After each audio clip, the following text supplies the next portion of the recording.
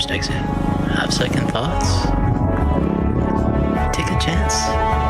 Worth it. Totally worth it.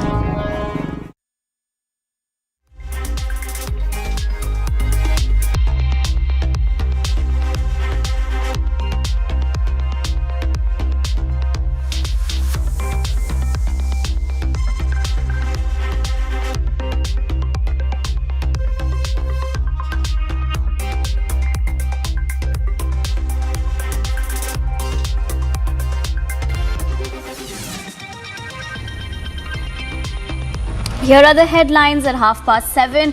Mega escalation in Russia-Ukraine war days after Crimean bridge explosion. Back-to-back strikes reported in Kyiv.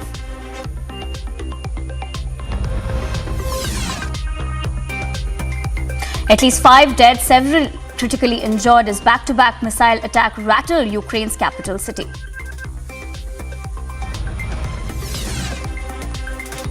Anger over strikes on Kyiv, massive protests now erupt in Bucharest.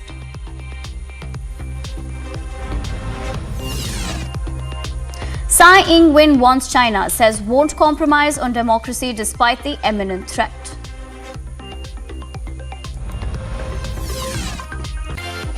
Violent clashes between police and protesters at Jerusalem's holy city.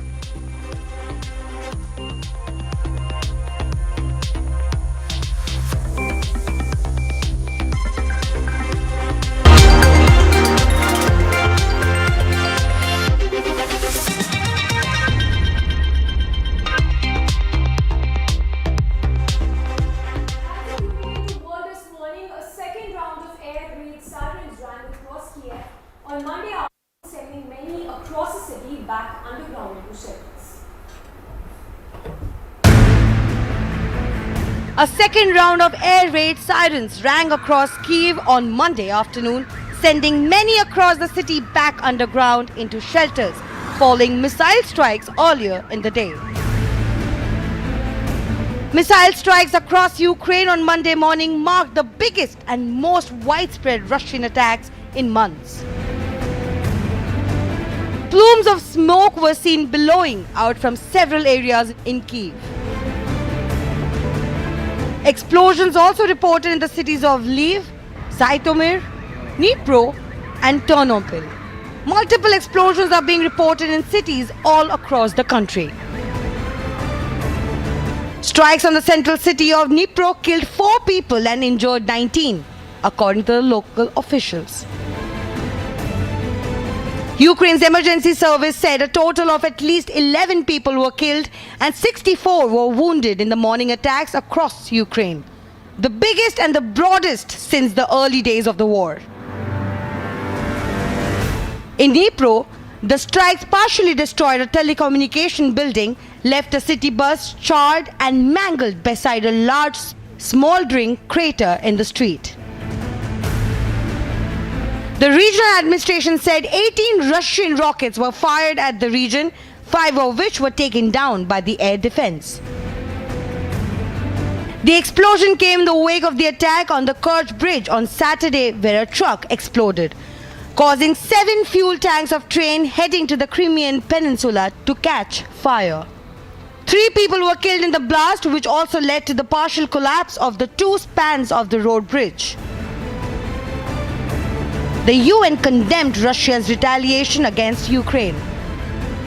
The Secretary General said he is deeply shocked by today's large-scale missile attacks by the armed forces of the Russian Federation on cities across Ukraine.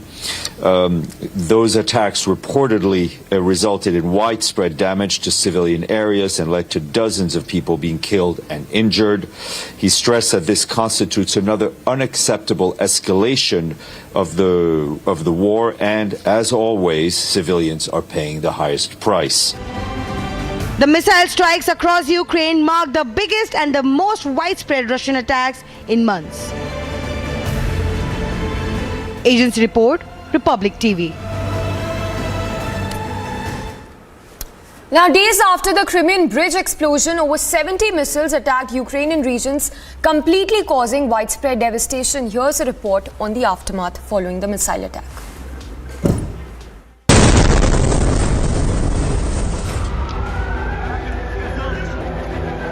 The Russia-Ukraine war entered its 230th day. Attacks, destruction, loss of lives as the war continues to escalate. These visuals are from Ukraine's capital city, Kyiv.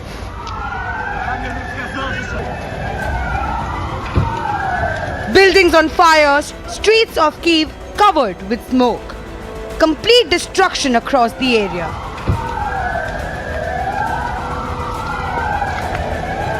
Cloud of black smoke dust has covered Kyiv, which is battling with back-to-back missile attack. These visuals from Kyiv shows massive destruction after missile attack hit several regions of war-torn Ukraine. Another big explosion crippled Kyiv's building completely. The visuals on your screen shows the aftermath. More than 200 days, massive destruction, unrelenting attacks. The war between Russia and Ukraine is only escalating. Agency report, Republic TV.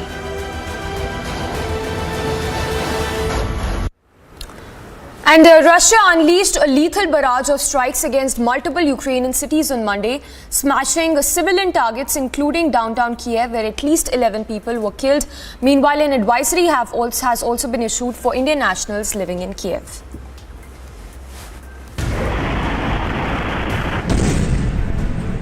Russia unleashed a lethal barrage of strikes against multiple Ukrainian cities, smashing civilian targets including downtown Kiev, where at least 6 people were killed amid burnt-out cars and shattered buildings. The onslaught brought back into focus the grim reality of war after months of easing tensions in the capital. This is a special report for Republic Media Network, and right now we are on the ground in Crimea, just across the bay from the Crimean Bridge, which there was an explosion on the day before yesterday that cut the train lines and the traffic back and forth and destroyed a large portion of the bridge. Ukraine's emergency service said a total of at least 11 people were killed and 64 were wounded in the morning attacks across Ukraine, the biggest and broadest since the early days of the war. The Ukrainian president addressed the nation, asking citizens to stay strong. Ранок важкий, маємо справу з терористами, десятки ракет, іранські шахіди. У них 2 мішені – енергооб'єкти по всій нашій державі. Київщина і Хмельниччина, Львів і Дніпро, Вінниця, Франківщина, Запоріжжя, Сумщина, Харківщина, Житомирщина, Кіровоградщина, Південь держави. Вони прагнуть паніки і хаосу, хочуть знищити нашу енергосистему. Вони безнадійні. Друга мішень – це люди. Спеціально обрали такий час і такі цілі, щоб завдати якнайбільше шкоди. Але ми, українці, допомагаємо одне одному, віримо в себе, відновлюємо. Russia's President Vladimir Putin, meanwhile, said the strikes were in retaliation for what he called Kiev's terrorist actions. Киевский режим своими действиями фактически поставил себя на одну доску с международными террористическими формированиями, с самыми одиозными группировками. Оставлять без ответа преступления подобного рода уже просто невозможно. Сегодня утром по предложению Министерства обороны и по плану Генерального штаба России нанесен массированный удар высокоточным оружием большой дальности воздушного, морского и наземного базирования по объектам энергетики, военного управления и связи Украины. Monday's intense, hours-long attack by Russia marked a sudden military escalation in its assault on Ukraine. It came after Putin called the explosion on Saturday on the huge bridge connecting Russia to its annexed territory of Crimea a terrorist act masterminded by Ukrainian special services.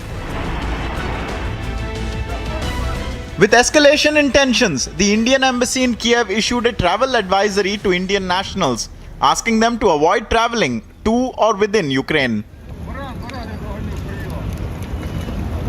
And since 2014, when this war actually started, not just 8 months ago, but in 2014, people have been dying every day in Donbass and in these regions. Now we know the war has spread quite a bit, and there's breaking information coming out every day, and we're going to keep covering it. So make sure you're here with us and seeing all the breaking news as we cover it. This is Patrick Lancaster reporting for Republic Media Network. Now, dozens of Ukrainians held a demonstration in Bucharest on Monday to protest against the Russian missile strikes which hit several cities across Ukraine on Monday.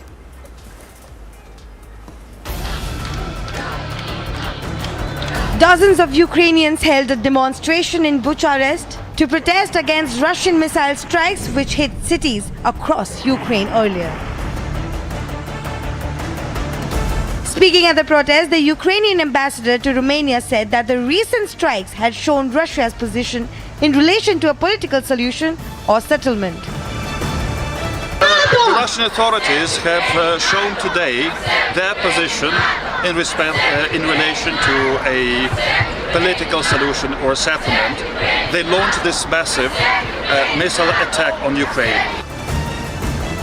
He further added that they are not prepared to undertake any serious political discussion. This is the position they take. They are not prepared to undertake any serious political discussions. And therefore, the position of Ukraine is that we cannot have discussions with the current Russian leadership. But we are ready for negotiations with Russia. The sustained barrage on major cities hit residential areas and critical infrastructure facilities, like portending a major surge in the war amid a successful Ukrainian counteroffensive in recent weeks. The missile strikes marked the biggest and most widespread Russian attacks in the months. Agency report, Republic TV.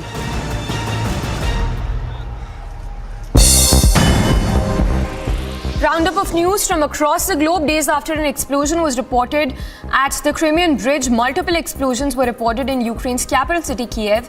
Reports suggest at least 8 civilians were killed and 24 others critically injured in the series of explosions reported across Kiev.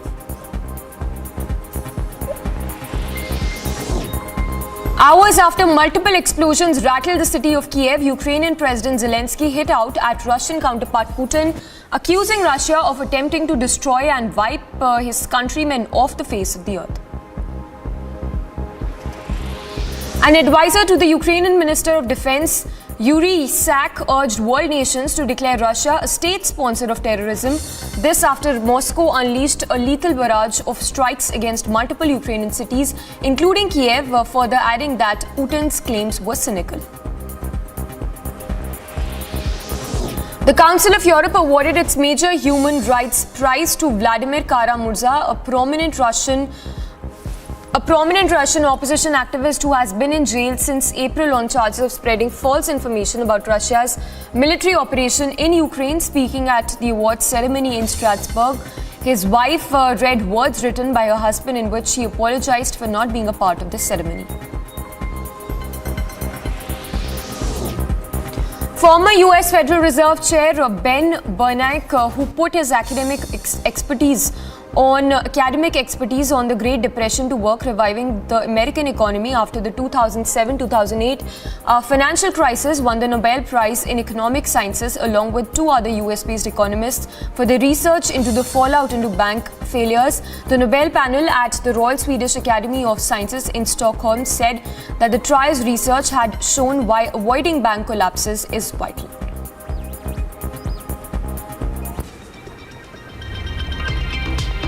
Tsai Ing-wen warns China, says won't compromise on democracy despite the imminent threat.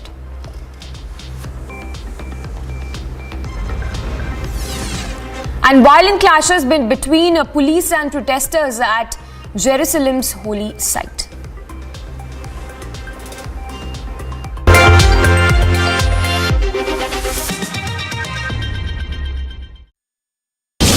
2021, the Indian economy was all geared up. We are headed for greatness as a nation. We will be a superpower. If there's something that I want to see in our lifetime, it is to have our best living years as a citizen of a superpower. Now there's a new goal, Mission Superpower. Witness the India growth story. Republic Media Network brings you India's biggest economic summit. There was a death toll of 6 people so far have been confirmed on that attack. The situation is part of the bridge was completely destroyed, but they were able to, within hours, do some repairs and get part of the bridge going in one direction.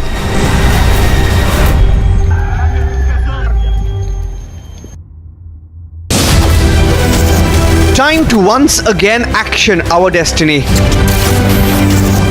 Focus on Mission Superpower. Witness the India growth story. Republic Media Network brings you India's biggest economic summit. Mission Superpower is the ultimate goal. There's no stopping the India story.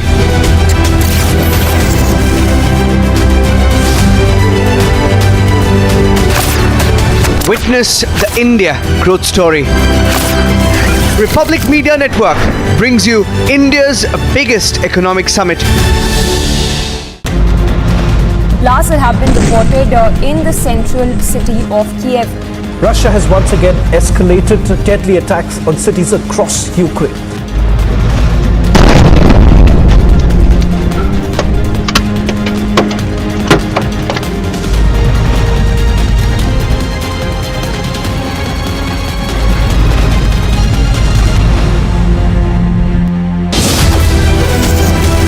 No longer on the fence anymore. A new India is empowering a paradigm shift.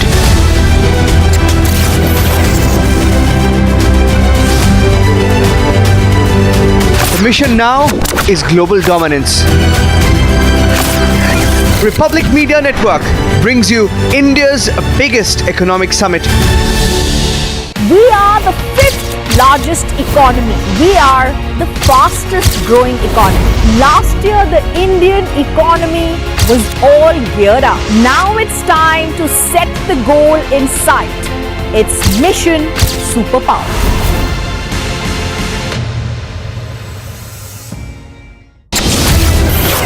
Last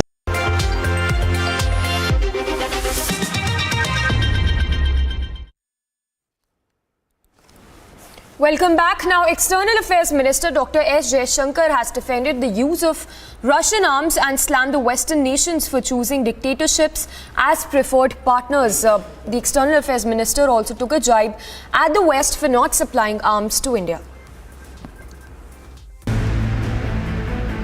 External Minister Dr. S. Jaishankar, while addressing India-Australia joint briefing, took a jibe at the Western countries.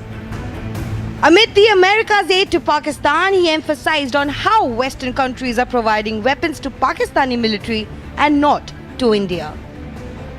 The EAM defended the use of Russian arms and slammed the Western nations for choosing dictatorships as preferred partners and not supplying India with weapons for decades. We have, as you know, a substantial inventory of Soviet and Russian origin weapons. And that inventory actually grew for a variety of reasons.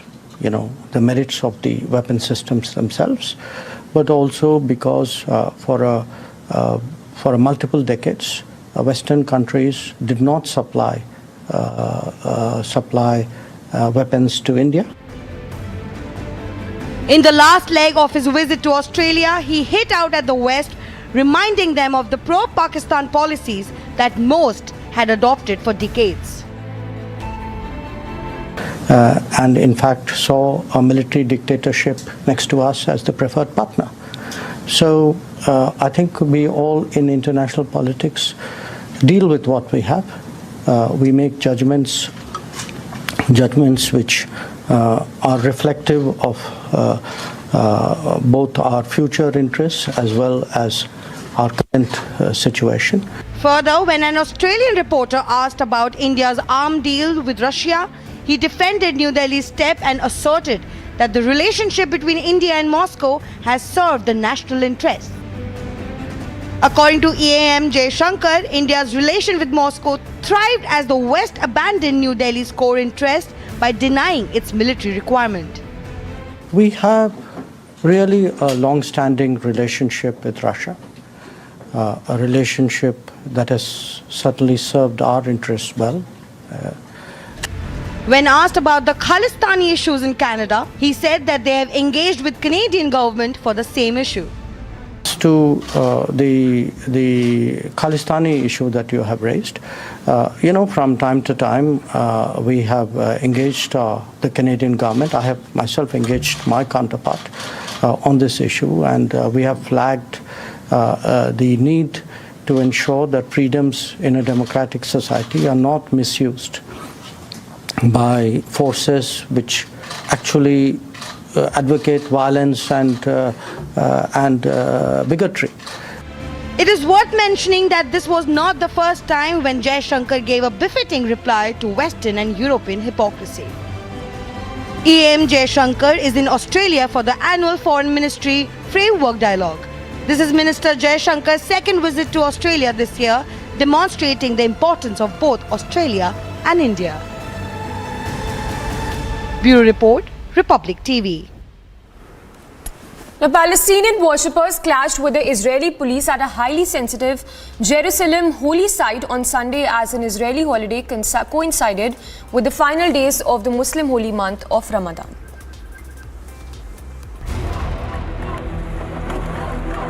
Israeli soldiers and Palestinian protesters clashed in East Jerusalem. The Israeli soldiers had entered the Shuafat refugee camp and searched homes and shops for a Palestinian suspected of being involved in the killing of an Israeli soldier over the weekend. According to sources, dozens of camp residents threw stones at the soldiers, who fired tear gas canisters. They further added that the protesters also set garbage bins on fire. The Saturday night shooting happened at the checkpoint near the camp in East Jerusalem. According to a police official, the assailant got out of a car and opened fire, which led to serious wounding of the female soldier and a security guard before running into the camp. They further said that a large force of officers, soldiers and Shin Bet security agency operatives were involved in the search to apprehend the Palestinian attacker. Notably, the army announced that the woman, who was 19, had succumbed to her injuries in the latest bloodshed, which is called as the deadliest violence in the region in 7 years. It also came less than a day before Israel was to begin celebrating the week-long Sukkot holiday, a time when tens of thousands of Jews visit the holy city. Agency report, Republic TV. The North Korea leader Kim Jong-un has pledged further shows of his nuclear capabilities to deter the US. This comes 2 weeks after military drills in which Kim Jong-un claimed to launch a new ballistic missile and demonstrate tactical atomic strikes as well. North Korea fired 2 short-range ballistic missiles towards its eastern waters. This is the latest of a recent barrage of weapons tests. A day after it warned the redeployment of USS aircraft carrier near the Korean peninsula was inflaming regional tensions. South Korea's Joint Chief of Staff said in a statement that it detected 2 missile launches on Sunday between 1:48 a.m. and 1:58 a.m. from the northeastern coastal city of Muncheon. It added that South Korea's military has boosted its surveillance posture and maintains a readiness in close coordination with the United States. North Korea's pursuit of an ability to fire missiles from a submarine would constitute an alarming development for its rivals because it's harder to detect such launches in advance.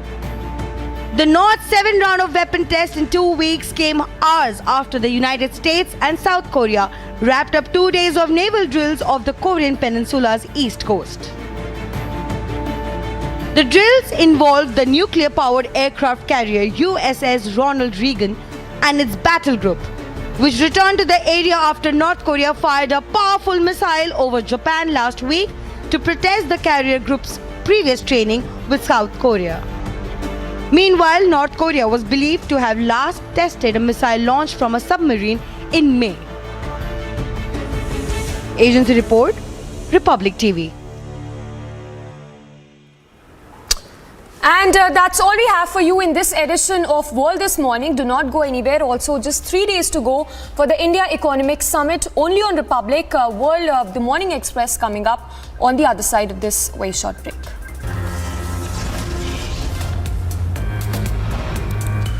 Uddhav gets flaming torch at symbol Shinde camp asked to submit fresh set of symbols today. And Union Home Minister Amit Shah to visit Saran district of Bihar today.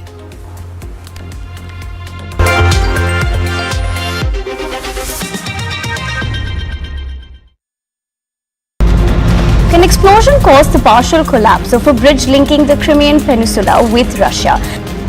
Prime Minister Narendra Modi will declare Gujarat's Modera village as India's first solar-powered village. Open firing has been reported in the national capital, where the miscreants opened fire at a shop in Daryapur area.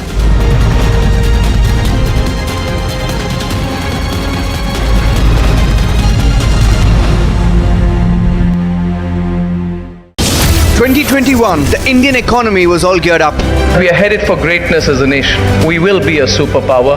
If there's something that I want to see in our lifetime, it is to have our best living years as a citizen of a superpower. Now there's a new goal, Mission Superpower. Witness the India growth story.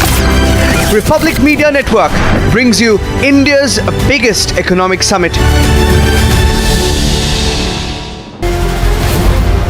There was a death toll of 6 people so far have been confirmed on that attack. The situation is part of the bridge was completely destroyed, but they were able to, within hours, do some repairs and get part of the bridge going in one direction.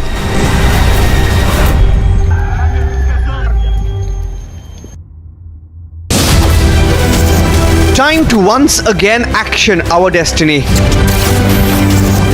Focus on Mission Superpower. Witness the India growth story. Republic Media Network brings you India's biggest economic summit. Mission Superpower is the ultimate goal. There's no stopping the India story.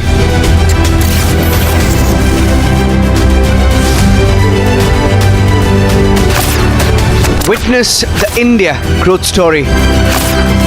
Republic Media Network brings you India's biggest economic summit. Blasts have been reported in the central city of Kiev.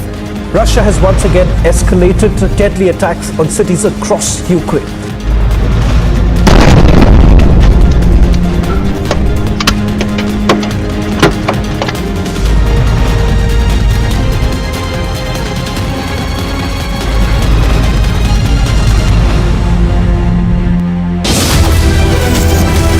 No longer on the fence anymore.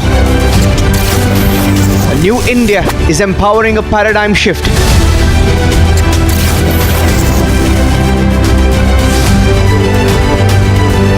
The mission now is global dominance. Republic Media Network brings you India's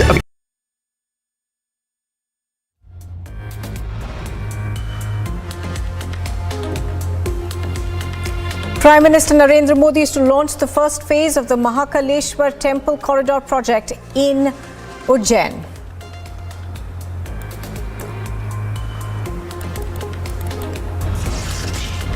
Mega NIA crackdown in Jammu and Kashmir, multi-location raids are now underway.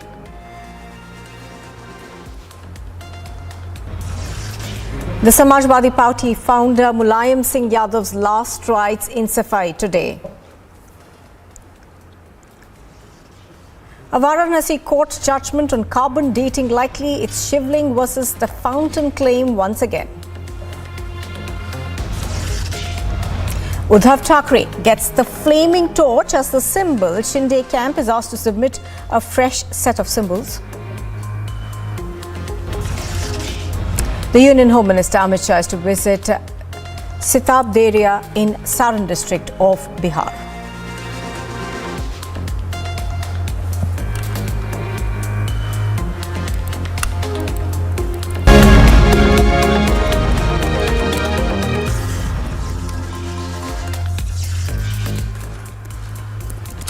Good morning and welcome. You are watching the Morning Express on Republic TV. I'm Nupur Talwar Suri. In fact, we begin with news that we are just getting sources telling Republic TV that NIA raids are underway at multiple locations in the Shopian district. Now, raids in Poonch district of Jammu and Kashmir are also being reported. There are several other locations in the valley where these raids are currently being being reported. Now, do remember that this is the NIA which is taking action in multiple cases. We have seen this in the past as well. The raids, of course, are in connection with the terror financing conspiracy to motivate the youth to resort to violence in Jammu and Kashmir. The Jamaat-e-Islami funding raised via Hawala channels and used for anti-India propaganda. Why the social media are under the scanner. We are awaiting further details to come in. I think we've got Gursimran. He's reporting live from Jammu on this. Gursimran, good morning. Give us more details of what you are hearing. Now, this, of course, is a case that is being investigated by the NIA for a while now.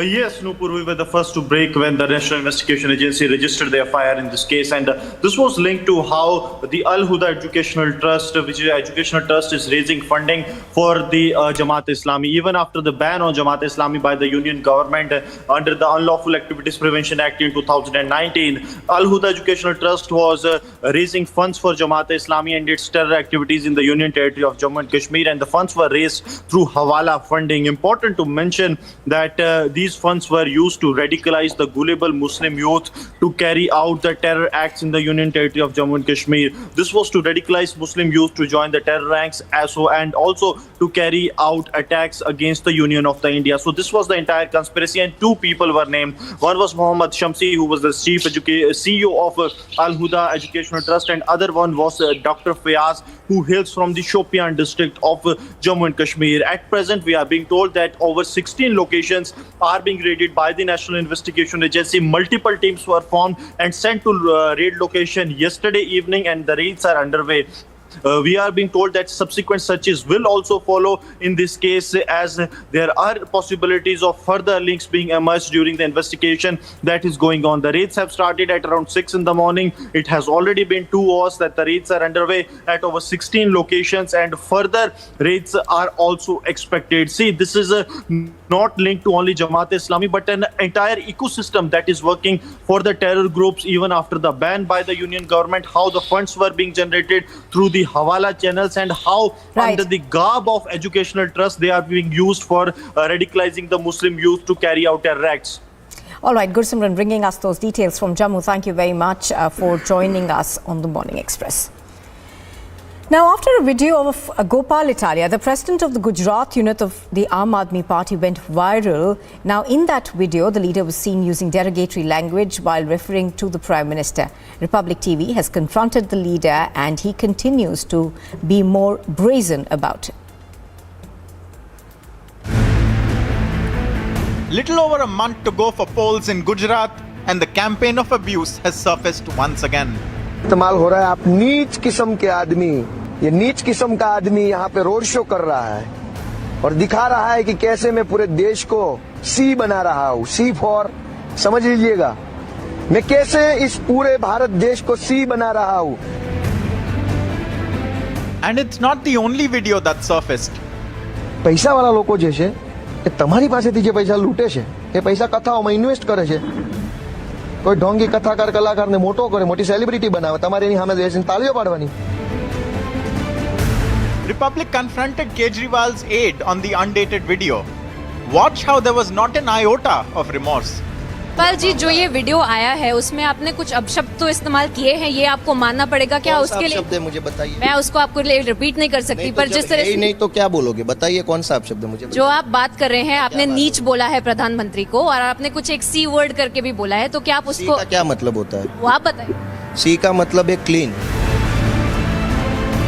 In fact, the Aam Aadmi Party has thrown their full support behind Gopal Italia.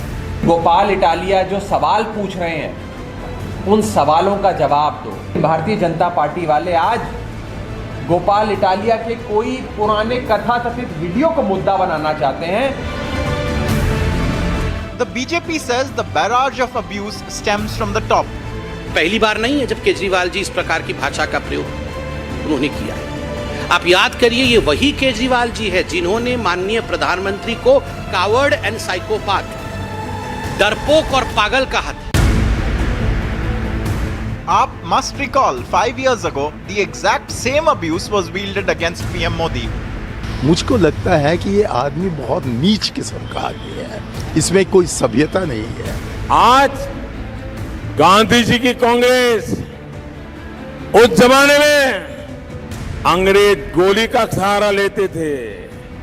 आजादी के बाद कांग्रेस खुद गालीबाज बन गई है, गाली का सहारा दे रही है। The results that followed spoke for themselves. It was rejected by the people in 2014. मैं इस बात का तो इनकार नहीं कर सकता हूं कि मैं नीची जाति में पैदा हुआ हूं, लेकिन मेरे भाई बताइए, क्या नीची जाति में पैदा होना ये गुनाह है क्या?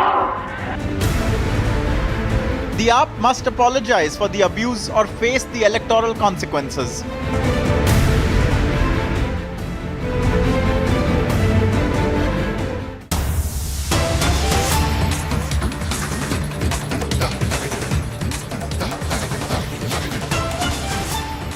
Well, we're now getting reports of a road having caved in Bengaluru's Kengeri satellite town after a heavy downpour was reported in parts of the city. The road in Kengeri satellite town caved in after a water pipe leakage, leaving the commuters in disarray. Now, this is the third road that has caved in across Bengaluru in less than a month. Earlier on Sunday, the road above Kundanahalli underpass caved in. Prajwal is joining us live and he has more details. Now, Prajwal, civic apathy continuing in Bengaluru. Give us more details of this particular incident that has been reported after a heavy downpour yet again hit the city.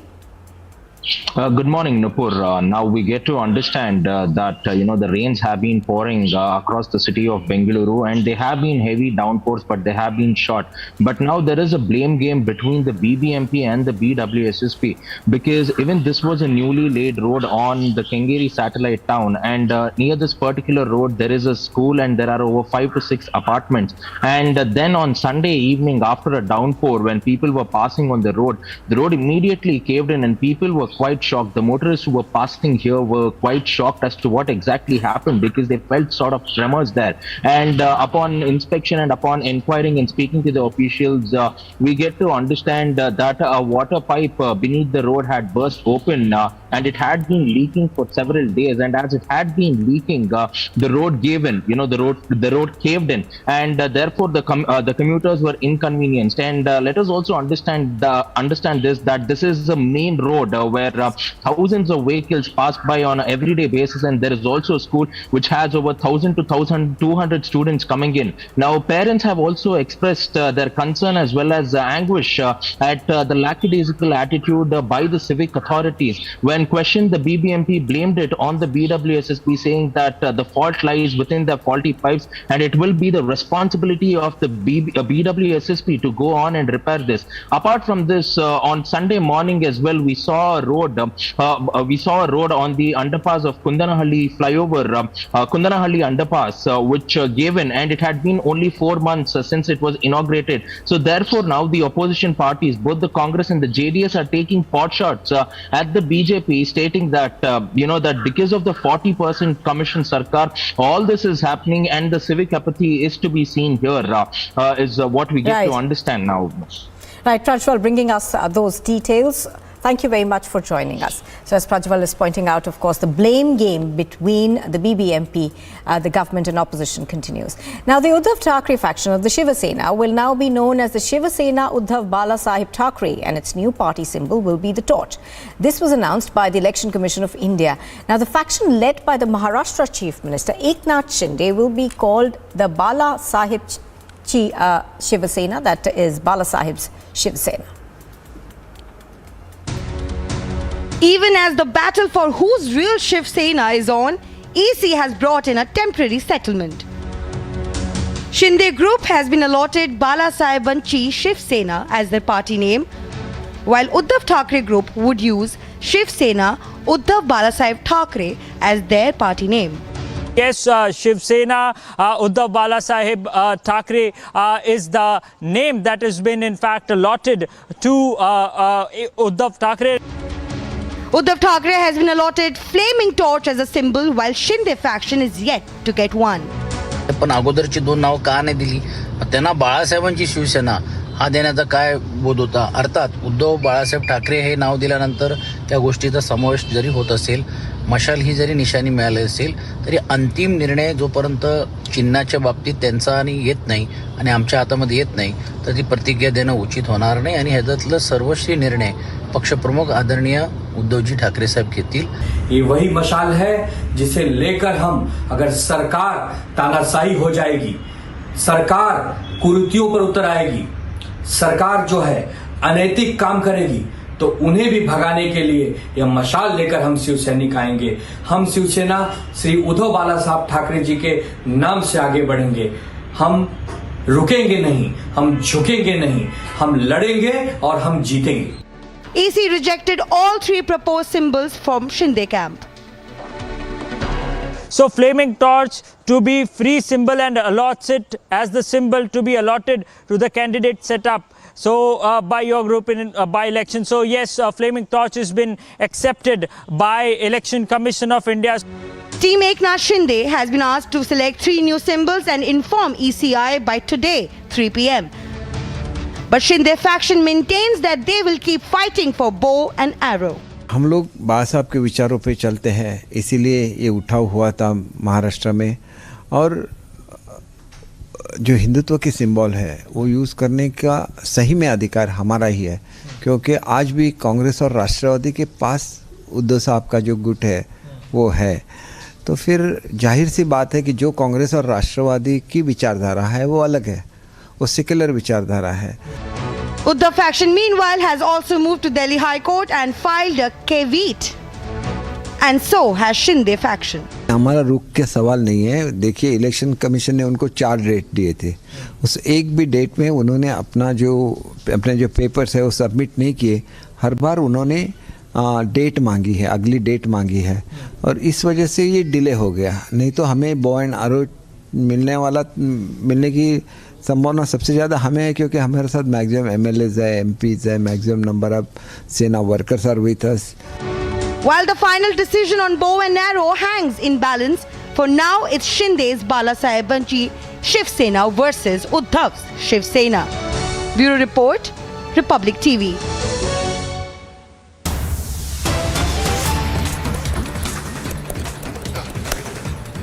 And news just coming in, we are learning that Manik Bhattacharya, the former chairman of the West Bengal Board of Primary Education, has been arrested by the Enforcement Directorate. He's also a TMC MLA from Palashipara.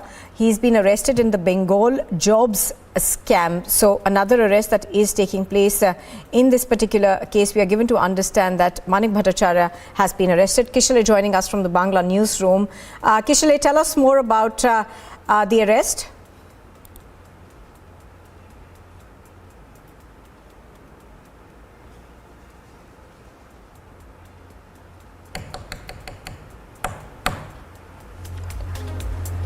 All right, so we're going to try and go across to Kishale in just a bit again. But here's what we know.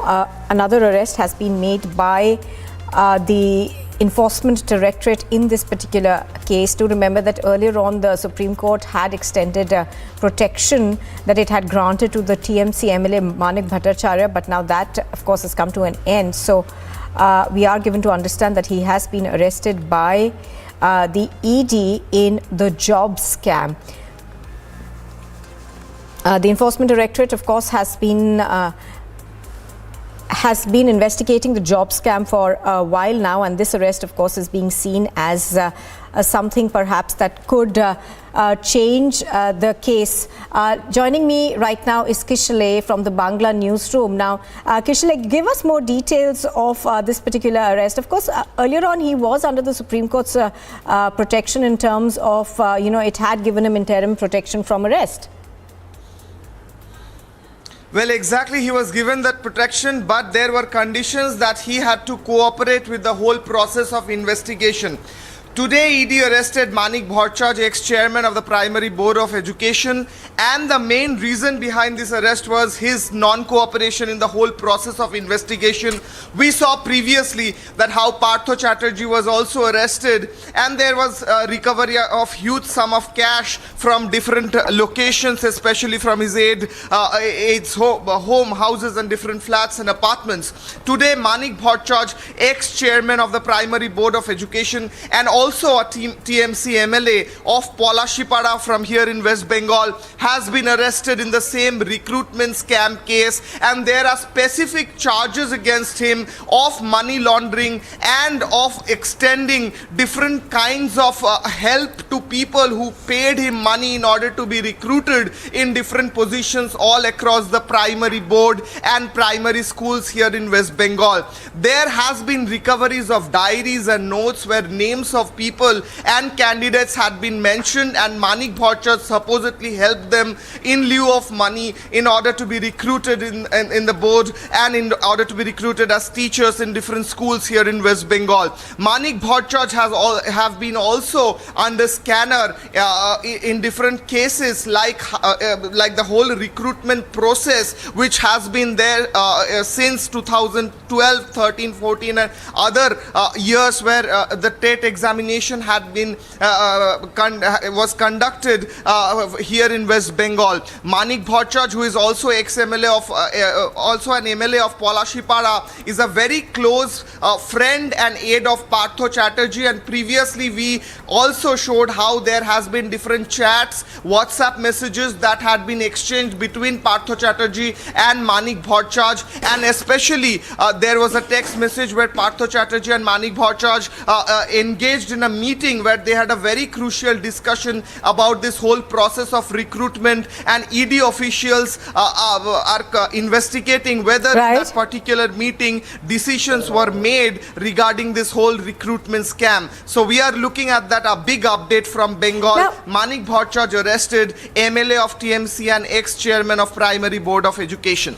Now, Kishale, the CBI has been questioning him over his role, particularly in the period in 2014, where there are allegations that there was some destruction of OMR sheets, and they have repeatedly, pointedly asked him about that. So, for the benefit of our viewers who aren't clear about this, tell us more.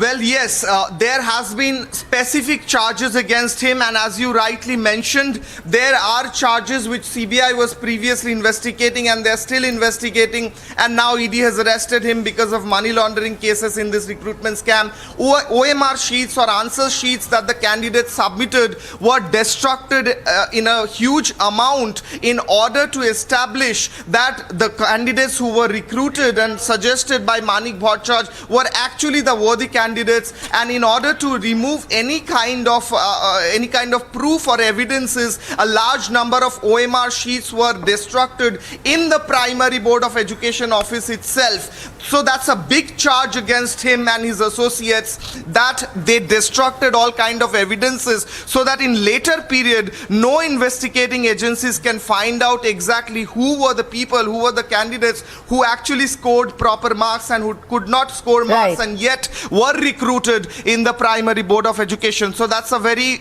serious charge against him, and ED today arrested him in charges of money laundering and taking bribe and money in order to give recruitment to unworthy candidates who did not qualify in those exams which you rightly mentioned, 2012 and 14. And also he was a very close aide of Partho Chatterjee, so his WhatsApp messages and calls with Partho Chatterjee are also under scanner. All right, we are of course continuing to await a reaction to come in from the TMC on this. Another MLA from the TMC being arrested in the job scam. Thank you, Kishle, for joining us.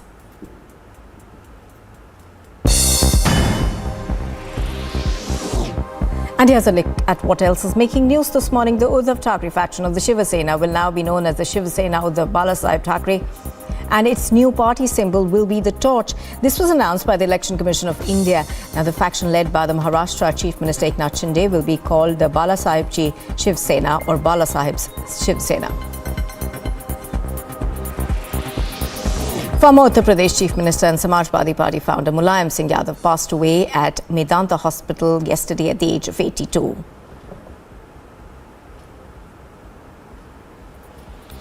A Delhi court has sent liquor businessman Sameer Mahindra to judicial custody till the 20th of October in a money laundering case related to the alleged irregularities in the now scrapped Delhi excise policy. As forces intensify their crackdown on terror in the valley, 2 terrorists were gunned down in an encounter with security forces in Anantnag district of Jammu and Kashmir. In the Delhi liquor policy scam, the CBI has arrested Boinpalli Abhishek, who was allegedly lobbying for certain liquor businessmen. Now, this comes as the third big arrest after Vijay Nair and Sameer Mahindra.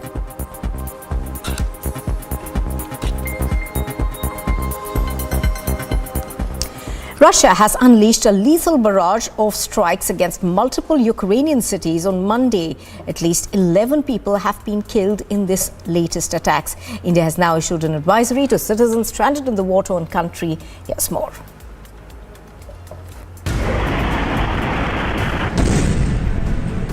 Russia unleashed a lethal barrage of strikes against multiple Ukrainian cities, smashing civilian targets including downtown Kiev, where at least 6 people were killed amid burnt-out cars and shattered buildings.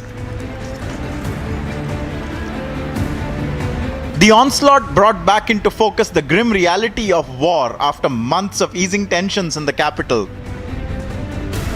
This is a special report for Republic Media Network, and right now we are on the ground in Crimea, just across the bay from the Crimean Bridge, which there was an explosion on the day before yesterday that cut the train lines and traffic back and forth and destroyed a large portion of the bridge.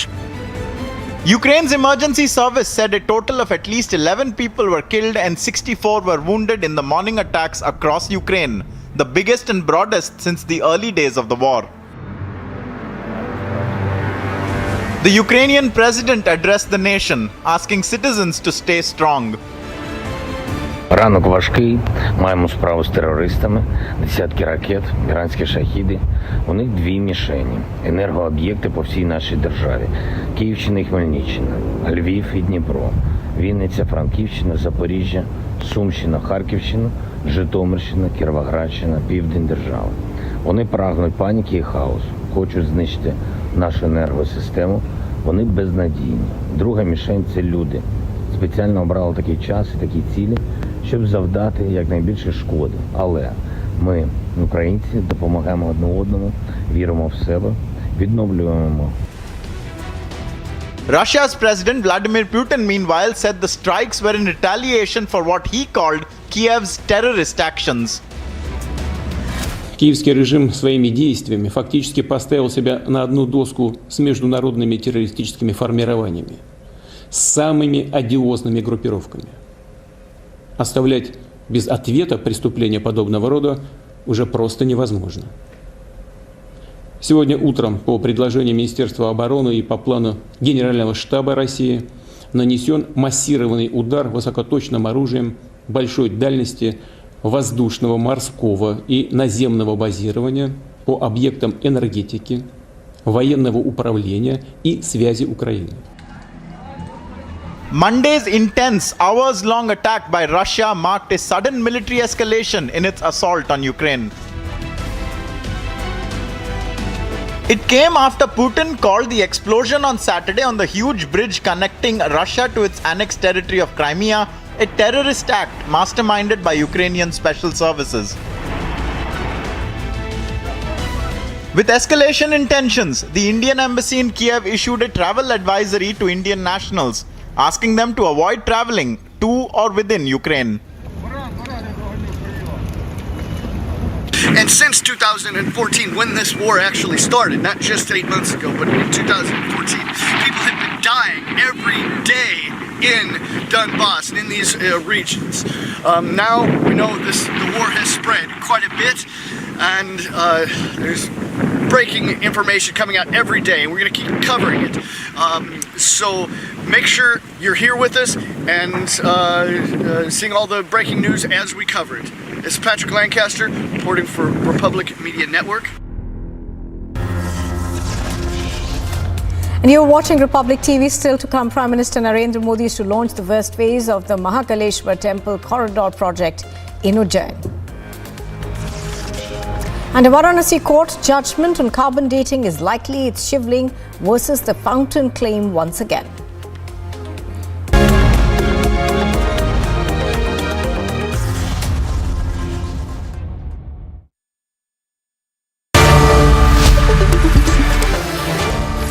Good evening, viewers. Things are escalating very rapidly on the US-Russia-Ukraine front, and serious academics are now talking about the very real possibility, some say in fact the 1 in 6 possibility of a global nuclear war breaking out. As winter comes across Europe, Putin will now exercise his blackmail over an energy-strapped Europe. It's brinkmanship of a terrible kind. Europe and the US will hit back. The explosion on the Nord Stream, the oil pipeline from Russia, followed by the explosion on the very critical Crimea bridge, are all hands but underhand acts of Russia and America, hitting critical infrastructure with a touch of deniability. But ladies and gentlemen, in war, as we know, things can move from seeking deniability to absolute brazenness before you realize it. And by bombing Kiev, which he has done today relentlessly, he's been bombing Kiev relentlessly since this morning.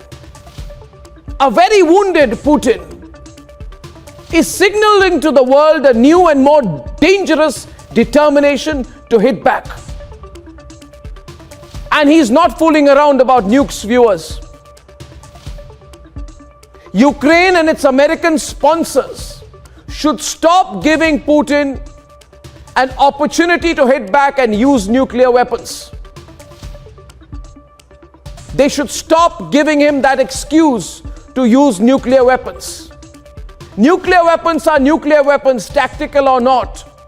Biden has said it himself that Putin is not fooling around with nuclear weapons, that he can use them. And he has even said that even a small tactical nuclear strike by any side will lead, you can take it as a certainty, to multi-pronged global escalation, which means a global nuclear war, which nobody can and nobody will control. The world will then go back 1,000,000 years. Viewers, this has to stop now. Ukraine is nobody's war. Nobody's war. Putin should be allowed to deal with his own problems. And I would even say that if he wants the face saver of an annexation, he should be allowed one. And then the world must move on. Putin, wounded and desperate to show victory, will drag the whole world, including all of us, to a nuclear conflict. But equally, Biden must now put the brakes on his war industry. A nuclear war is not a theoretical possibility that only some experts in geopolitics are doing long-term risk analysis about. A nuclear war is a very real short-term possibility. And that is why, given its growing significance, that is why it is my first debate tonight. और ये जो नीच आपने कहा है उसके बारे में आप क्या बोलते? किसने क्या कहा, किसने क्या नहीं कहा, जनता ये कहती है कि 27 साल का हिसाब दो, हमें वीडियो नहीं देखना है। सी का मतलब है क्लीन। जिस तरीके से बीजेपी के नेता केंद्र में बैठे हुए लोग जनता की जेबों को क्लीन कर रहे हैं, अपने उद्योगपति दोस्तों को 10 लाख करोड़ का कर्जा माफी कर रहे हैं, उसको सी बोलते हैं ना, clean.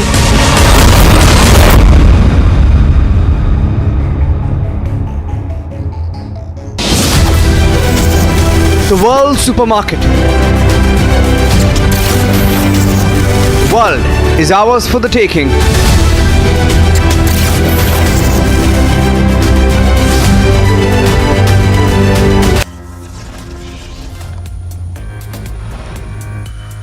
Here are the headlines at 8:30. After Partha aid yet another Mamta man in the dock. Manik Bhattacharya arrested by ED in Bengal job scam.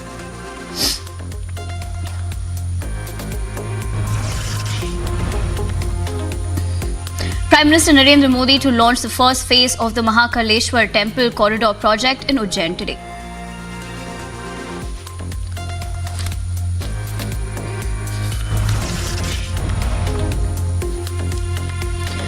Mega NIA crackdown in Jammu and Kashmir. Multi-locations raids are now underway.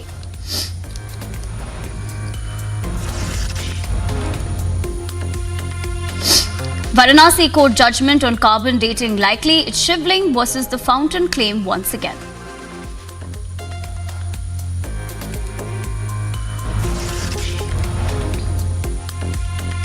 Uddhav gets flaming torch as symbol. Shinde camp asked to submit fresh set of symbols.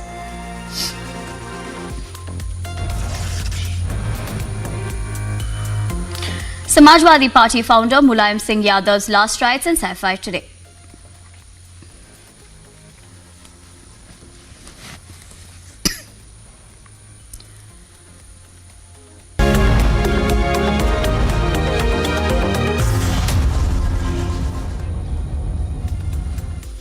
A very good morning. Thanks for staying with us on the Morning Express. I'm Nivedna Prabhu. Starting off with the fact that we're getting breaking news and the fact that ED is carrying out searches in Chhattisgarh. Now, we're understanding so far that the searches are ongoing at 12 locations. We're going to get more details on this, but the latest breaking news being that the ED is carrying out searches in Chhattisgarh, and the ED is carrying out these ongoing searches at 12 locations.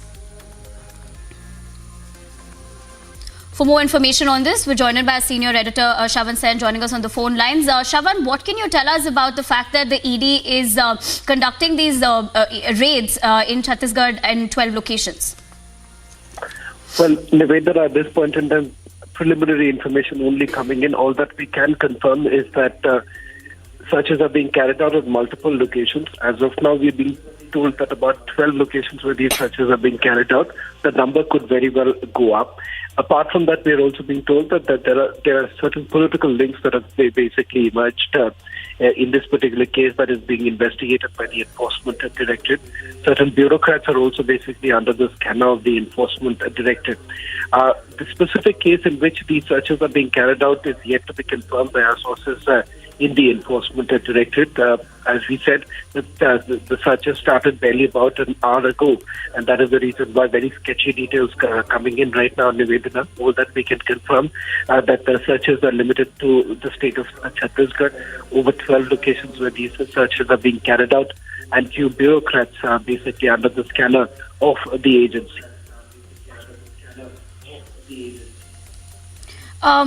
Also, Shavan, considering the fact that you did point out that we are awaiting further details as well, but would we know what time these searches actually started, if we have information on that front? Well, in fact, Nivedana, what I'm picking up from my sources in the Enforcement Directorate's local unit in Chhattisgarh is that these searches started around 7 o'clock this morning. So it's been barely about 1.5 hours before when the searches actually started. we're waiting for some more information to actually come in pertaining to the case in which these searches are being carried out. What I've been able to pick up is that certain officers, bureaucrats are basically under the scanner. And yes, there is also a political link that has basically emerged in this particular case. All right. Thank you, Shravan, for getting us those details. We, of course, will continue to track this big development that is coming in terms of ED conducting these raids in Chhattisgarh. Like Shravan pointed out, we'll wait and find out what are the other details that emerge out of this big story coming in. But moving on to other news now, Prime Minister Narendra Modi will launch the first phase of the rupees 856 crore Mahakaleshwar Temple Corridor Development Project in Ujjain today. We get you all the details you need to know.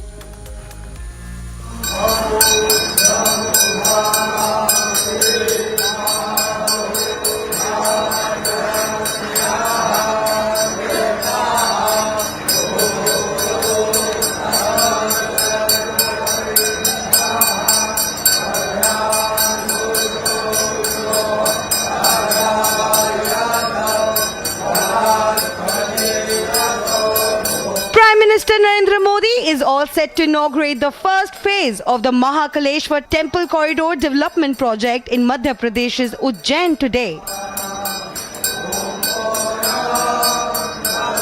The Hindu temple is dedicated to Lord Shiva and is among the 12 celebrated Jyotirlingas in India. The corridor is being developed at an estimated cost of over rupees 856 crore and has been named as Mahakal Lok. The corridor measures over 900 meters in length and will house around 200 statues and murals of Lord Shiva and Goddess Shakti, among other religious figures. Chief Minister Shivraj Singh Chauhan on Sunday evening took stock of the preparations and oversaw dress rehearsal of various cultural performances that will be held in the corridor premises. 2018 में मध्य प्रदेश की cabinet ने इस पूरे प्रकल्प को स्वीकृति दी, लेकिन जो सोचा था उससे कहीं बहुत उत्तम, अद्भुत, अकल्पनीय और एक ऐसा काम जो हमारी सांस्कृतिक अभ्युदय का काम है, भारत का सांस्कृतिक पुनरुत्थान हो रहा है. According to officials, the mega corridor project after completion will expand the temple complex area from 2.87 hectare earlier to 47 hectare. A light and sound system has also been developed and work on phase 2 of the project is currently underway, under which Rudrasagar Lake has been rejuvenated. Bureau Report, Republic TV. The spiritual capital of India, Ujjain, is all decked up like it's a pre-Diwali season for them. The reason? That Narendra Modi, our Prime Minister, will be inaugurating the Grand Mahakal Corridor, or as they say, the Mahakal Lok. Right now, we are at the Ujjain Road, and as you can see, posters have already been put up welcoming Prime Minister Narendra Modi. Here you can see massive banners have been put. The street has been decked up with Modi posters and saffron flag, and the Chief Minister poster as well. Now, PM Modi is set to have to reach the venue, the Mahakal Corridor venue, at 6 p.m. today to inaugurate the mega corridor. Now, preparations have already started. Republic is reporting live from Ujjain for the whole day, and we'll keep you live and posted with all the updates that's happening. This is Tanisha Avasthi with Vijay Surendra in Ujjain, reporting for Republic TV. Moving on, a clash between two communities at Mominpur in Kolkata led to tensions, and many houses in the Mayurbhanj area were ransacked and cars were destroyed late on October 9th. Now, following the incident, Bengal BJP has now written to the Prime Minister seeking action. In Kolkata's Khidarpur Mominpur area, clashes between two groups led to several being injured. During the night of 8th October and throughout the day of 9th October, there are reports of arson, rampage, vandalism, hooliganism and bomb explosion from the Iqbalpur police station area of Kolkata police. As per BJP's allegation, there were primary police inaction.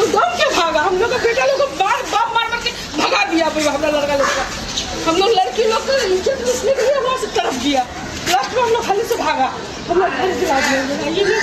48 hours से मोमिनपुर इकबालपुर इलाके में दंगा चल रहा था। दंगा बोलना भी इसे गलत है, एक तरफा मार चल रहा था। वहाँ पे अनुसूचित जाति के लोग जो हिंदू वहाँ पे है उनके ऊपर आक्रमण चल रहा है और सारे टीएमसी ही करते थे, ऐसा नहीं कि बीजेपी के कार्यकर्ता है, उनके ऊपर आक्रमण चल रहा था। पुलिस भाग रही थी, पुलिस कभी टेबल के नीचे छुप रही थी, थाना पूरा हाईजैक हो गया था, थाना दखल कर लिया था, दंगाई हो गई।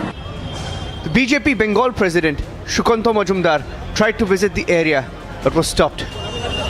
Kolkata police got a bit more activated on Iqbalpur situation and imposed 144 in the area. In the promulgation order, Kolkata police has also said that they have source-based information that there may be violent rally or demonstration in the area which can breach the tranquility and peace of the public life. Meanwhile, the BJP has marched to the Raj Bhavan and has met the governor. राज्यपाल से हम लोग का एक demand है, आप government को जल्दी एडवाइस कीजिए deployment of paramilitary force.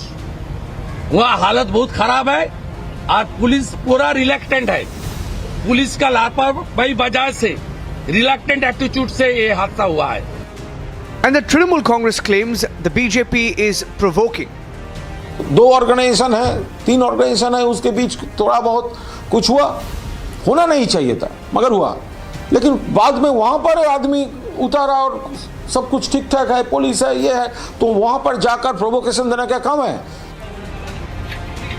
It's the ultimate political face-off.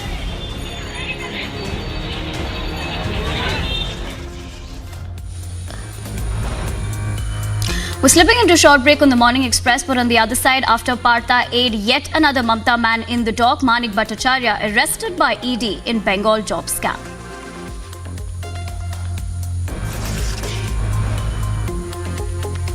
And mega NIA crackdown in Jammu and Kashmir, multi-location raids are now underway. We'll get you the latest on that on the other side of the short break. Stay tuned to Republic TV.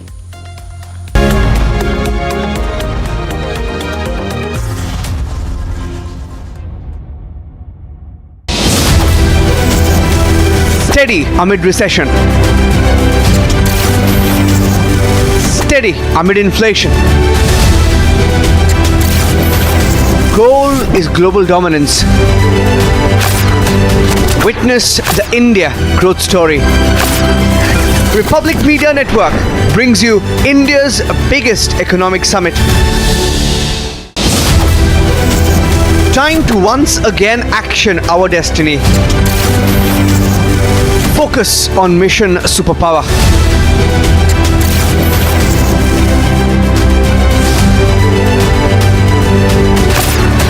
Witness the India growth story.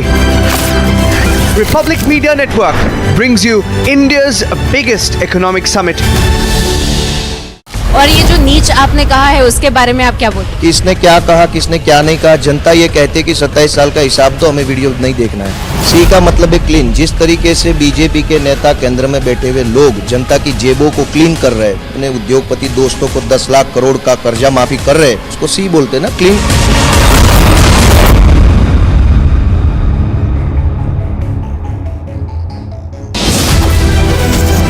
The world supermarket.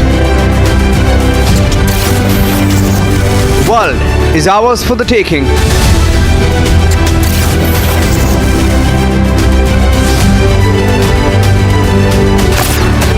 Witness the India growth story. Republic Media Network brings you India's biggest economic summit. An explosion caused the partial collapse of a bridge linking the Crimean Peninsula with Russia. Prime Minister Narendra Modi will declare Gujarat's Modera village as India's first solar powered village. Open firing has been reported in the national capital, where the miscreants opened fire at a shop in Daryapur area.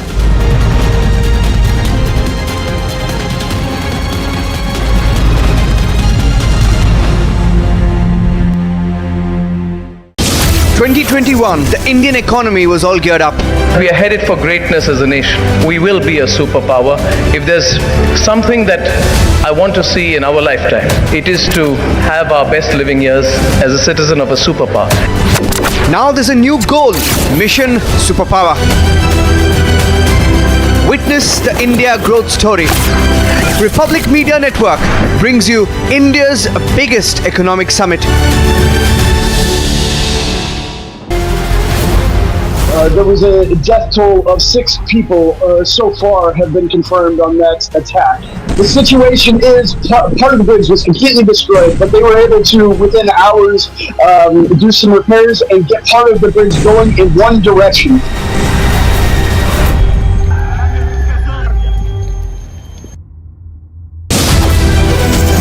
Time to once again action our destiny. Focus on Mission Superpower. Witness the India growth story. Republic Media Network brings you India's biggest economic summit. Mission Superpower is the ultimate goal. There's no stopping the India story.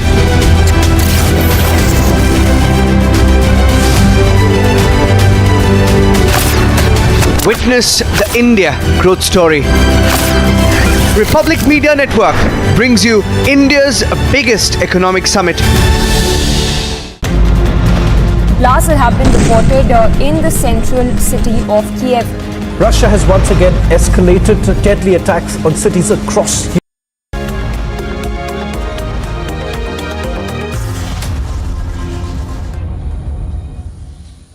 Welcome back. Now, the final rites of Samajwadi Party patriarch Mulayam Singh Yadav will be conducted this afternoon. Now, politicians from across the party line and people from across the state gathered in Saifai to pay their tributes to the late SP leader. VIPs, political leaders and commoners continue to throng Saifai.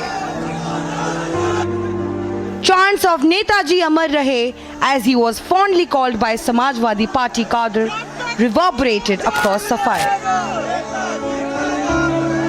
Samajwadi Party patriarch Mulayam Singh Yadav's mortal remains arrived in Saifai village of Itawa and have been kept at his koti. Mulayam's son Akhilesh Yadav and the entire family is present in Saifai, even as hundreds of followers of the late SP leader gathered to pay their last respects. देखिए नेताजी के निधन से देश की राजनीति गरीब बिल्कुल ID नीचे रखो ना डाउन भारत समाचार भैया उन्होंने जिस तरीके से पॉलिटिक्स में आने के बाद राजनीति शुरू की जिस तरह से आम लोगों को भारत समाचार. Mulayam's brother Shivpal Yadav was seen comforting Akhilesh as the latter broke down. Chief Minister Yogi Adityanath also reached Saifai and paid tributes to former Chief Minister Mulayam Singh Yadav. Mulayam Singh Yadav's final rites will be performed this afternoon. A huge pandal has been set up for the last rites. Defence Minister Rajnath Singh, Chief Minister of different states are expected to arrive. Markets will stay shut in Itawa as Mulayam Yadav, the tallest leader of Samajwadi Party and a 3-time Chief Minister of Uttar Pradesh, will be laid to rest.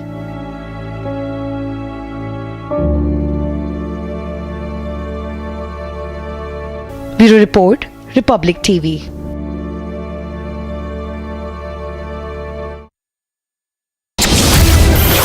Last year, we were all geared up.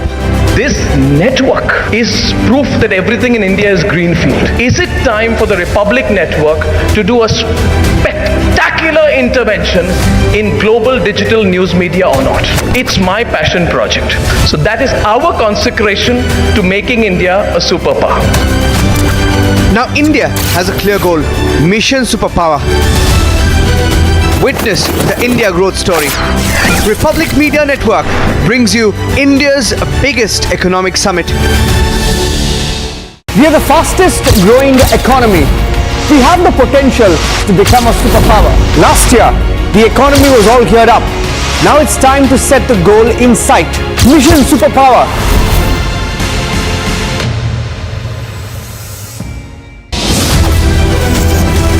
Steady amid recession. Steady amid inflation. Goal is global dominance. Witness the India growth story. Republic Media Network brings you India's biggest economic summit. Time to once again action our destiny. Focus on Mission Superpower.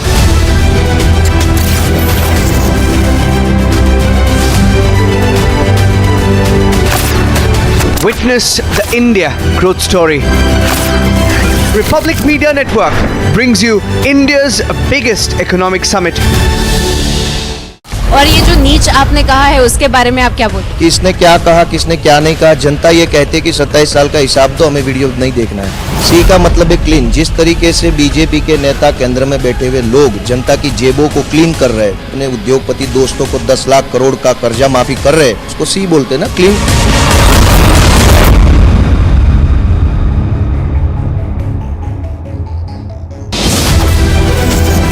The world supermarket.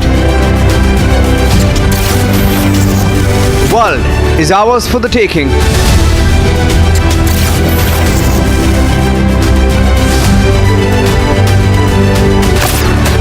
Witness the India growth story.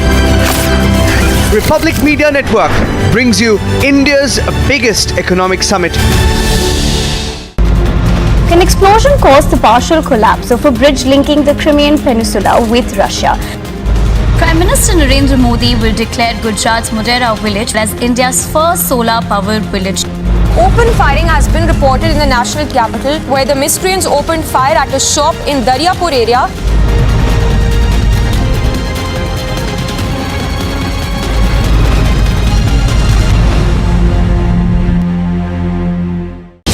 In 2021, the Indian economy was all geared up. We are headed for greatness as a nation. We will be a superpower. If there's something that I want to see in our lifetime, it is to have our best living years as a citizen of a superpower. Now there's a new goal, Mission Superpower. Witness the India growth story. Republic Media Network brings you India's biggest economic summit.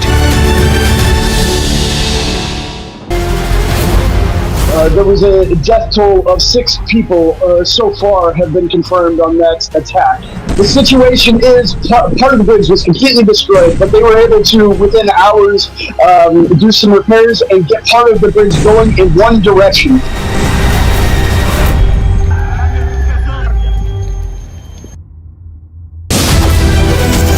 Time to once again action our destiny.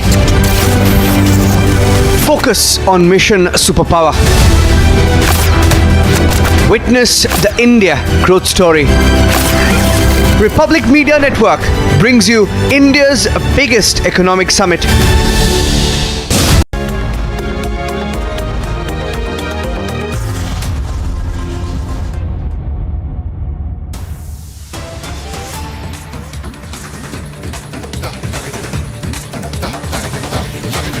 More breaking news coming in. CBI has filed a charge sheet against former telecom minister A. Raja in a disproportionate case commission that was allegedly received by the minister in the form of land purchased by a company close to Raja. And the commission was given by DLF to Kovai Shelters. And the company is said to be close to A. Raja. Now, on the other hand, Raja received the commission when he was the environment minister in 2007. Overall, during the check period, he had DA of 5.53 crore, which was 579% disproportionate to his known source of income.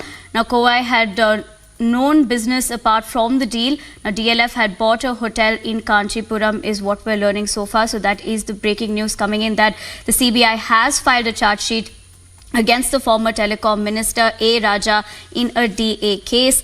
Now, the commission that was allegedly received by the minister is said to be around 4.5 crore in the form of land purchased by a company close to Raja. Now, what we're also given to understand is that the commission was given by DLF to Kowai shelters. Raja received the commission when he was the Environment Minister in 2007. But that's the latest that the CBI has filed a charge sheet against A. Raja in the DA case.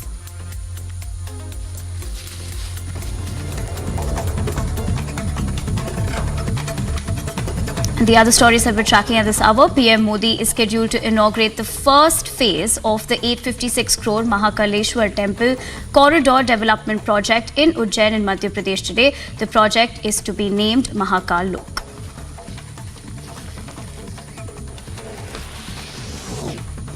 Samajwadi Party founder Mulayam Singh Yadav is to be cremated at Saifai, his native village at the district of Etawah in Uttar Pradesh. Now, BRS chief and Telangana Chief Minister Chandrasekhar Rao are further expected to be present at the funeral. The Election Commission has allotted the flaming torch as the poll symbol to the Uddhav faction of the Shiv Sena, with the party's name now being Shiv Sena Uddhav Bala Saheb Thackeray. The Shinde faction, meanwhile, has been named Bala Saheb Anchi Shiv Sena, while the EC has asked it to submit a fresh list for poll symbols. The court at Varanasi is likely to pronounce a verdict in connection with the Gyanvapi mosque, with the court earlier having ordered a filmography of the mosque with the carbon dating of the alleged shivling to be conducted. Union Home Minister Amit Shah is expected to visit Bihar, with his visit being his second one in 3 weeks. He's scheduled to hold a rally of the district of Saran in order to celebrate the birth anniversary of socialist icon Jai Prakash Narayan at his birthplace. The Supreme Court is expected to hear a plea filed by Delhi Minister Satyendra Jain in connection with the Delhi High Court verdict dismissing his petition against a transfer of his money laundering case to another court.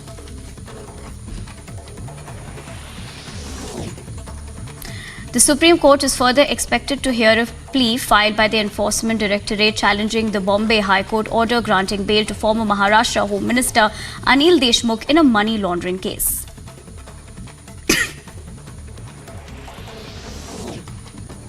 3 minors are reported to be among 6 women buried alive after a portion of a plaster collapsed on them near a mining area they were near to dig out mud for their huts.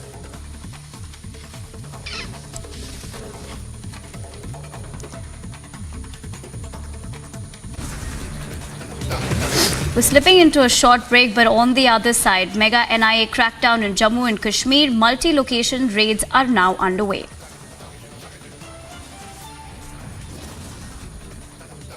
And the Varanasi court judgment on carbon dating likely. It's Shivling versus Fountain claim once again. We get you the latest on that on the other side. Stay tuned.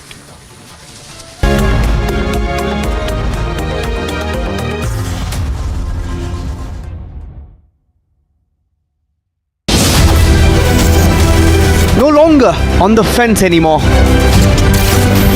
A new India is empowering a paradigm shift.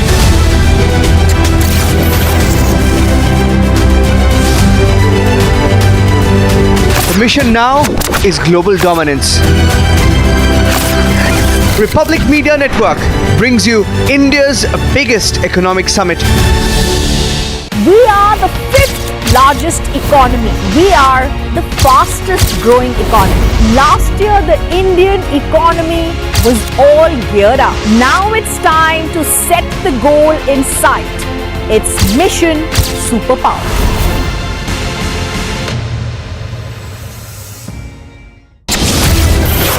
Last year, we were all geared up. This network is proof that everything in India is greenfield. Is it time for the Republic Network to do a spectacular intervention in global digital news media or not? It's my passion project. So that is our consecration to making India a superpower. Now India has a clear goal, Mission Superpower. Witness the India growth story. Republic Media Network brings you India's biggest economic summit.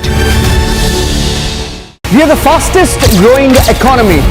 We have the potential to become a superpower. Last year, the economy was all geared up. Now it's time to set the goal in sight. Mission Superpower.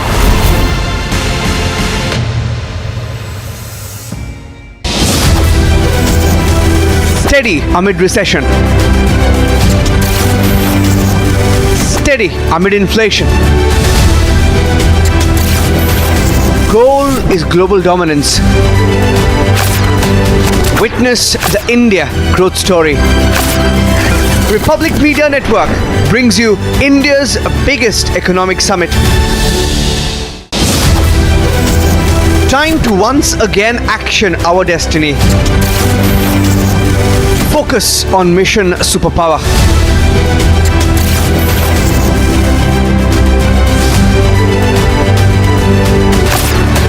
Witness the India growth story. Republic Media Network brings you India's biggest economic summit. और ये जो नीच आपने कहा है उसके बारे में आप क्या बोलते? किसने क्या कहा, किसने क्या नहीं कहा, जनता ये कहती है कि 27 साल का हिसाब तो हमें वीडियो नहीं देखना है। सी का मतलब है क्लीन। जिस तरीके से बीजेपी के नेता केंद्र में बैठे हुए लोग जनता की जेबों को क्लीन कर रहे हैं, अपने उद्योगपति दोस्तों को 10 लाख करोड़ का कर्जा माफी कर रहे हैं, उसको सी बोलते हैं ना, clean.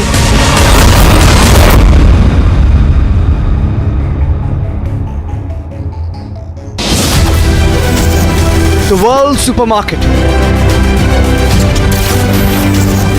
World is ours for the taking. After Partha Chatterjee and his aide, yet another Mamata man is in the dock. Manik Bhattacharya arrested by the ED in the Bengal job scam.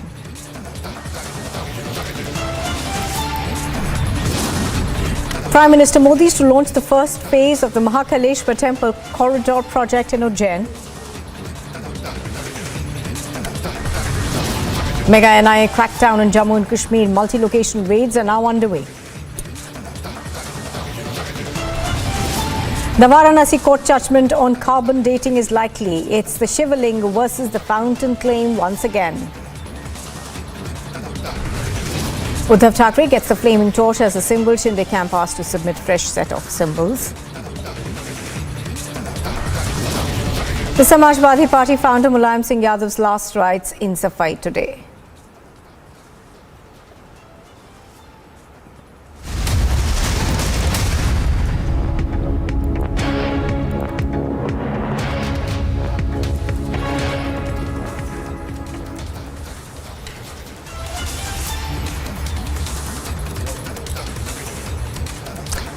Well, good morning and welcome. You are watching Republic TV and this is live and breaking. I'm Nupur Talwar Suri. Now, we are now getting the first visuals of the ED searches that are being conducted in Chhattisgarh. Sources have told Republic TV that searches are underway across about 12 locations in the state. Now, further details are still awaited. We are still trying to ascertain the case that the ED is investigating, but what we know so far is that over 12 locations are under the ED scanner.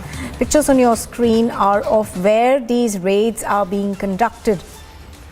This, of course, is being seen as a huge crackdown of the Enforcement Directorate across Chhattisgarh. These are multiple raids that are being carried out across the state of Chhattisgarh. For now, what we're given to understand and the information that we are getting from our sources seems to suggest that about 12 places have been raided across the city.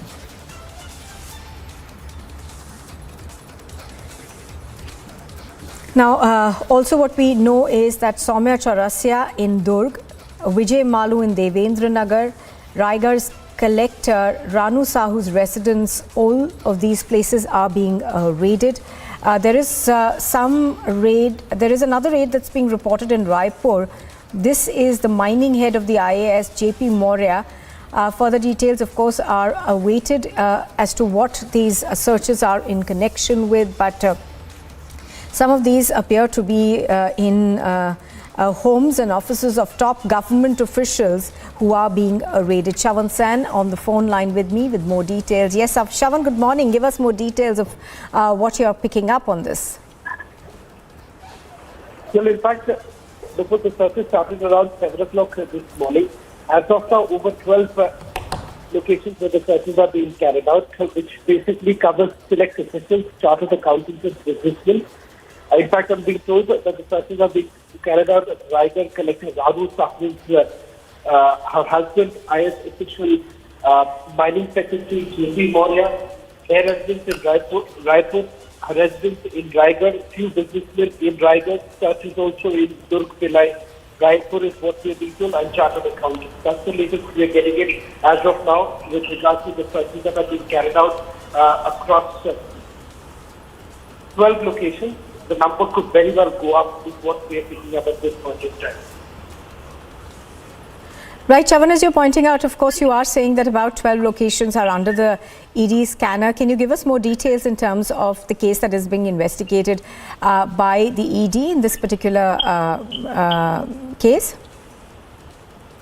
Well, look, at this point in time, very little such details really coming in from our sources within the Enforcement Directorate. All that we can confirm right now are the fact that the searches are being carried out over at about 12 locations. But what is important to point out here is that some bureaucrats are basically under this scanner, starting from the finance secretary to about few businessmen and chartered accountants who are basically under this scanner. Not just that, collectors have also come under the scanner.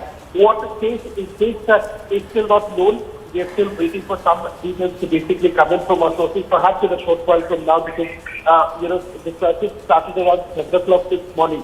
So it's been barely few hours when the searches started, and that is the reason why what we have right now is extremely sketchy in nature. But what we are broadcasting right now, this is confirmed that about the searches are being carried out, which is at over 12 locations, multiple locations in Chhattisgarh, which covers about chartered accountants, bureaucrats, and a few businesses.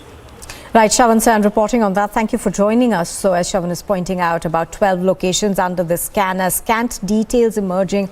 All we know for now is that some of these raids are being conducted on homes and offices of top bureaucrats in Chhattisgarh.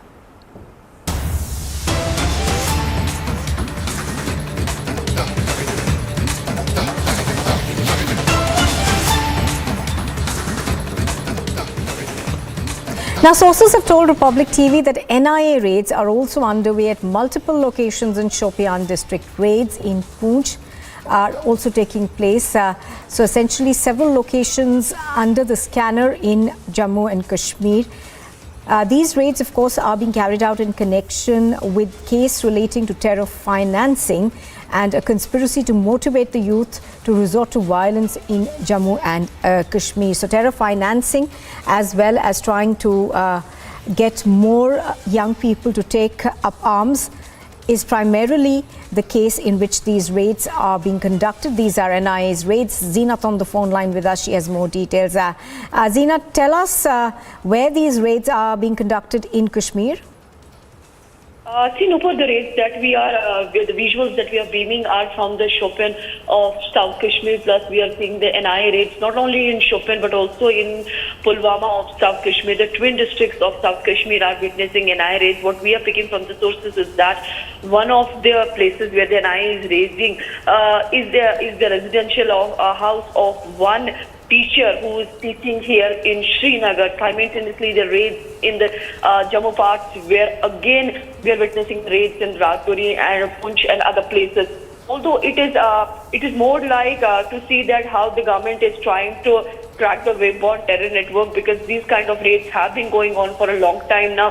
Whether it was the people who were supporting the terrorism by providing them logistic support like OGW network, Mulayam Trust were raided earlier, then we also witnessed the Hurriyat leaders were raided, business people were raided, and now again the focus has been shifted to South Kashmir's two districts of South Kashmir where the raids are on. Although these raids are being done by the NIA along with the JNK police and the CRPF. It's the aim of all these raids is to take the terror oxygen out from Jammu and Kashmir, as Prime Minister Modi have been after it, and also the Home Minister Amit Shah, that the Delhi believes that to establish peace, that this time they are not buying they are buying peace. So to have the more peace in the Jammu and Kashmir, they want to take the terror network out. They want to dismantle the terror network.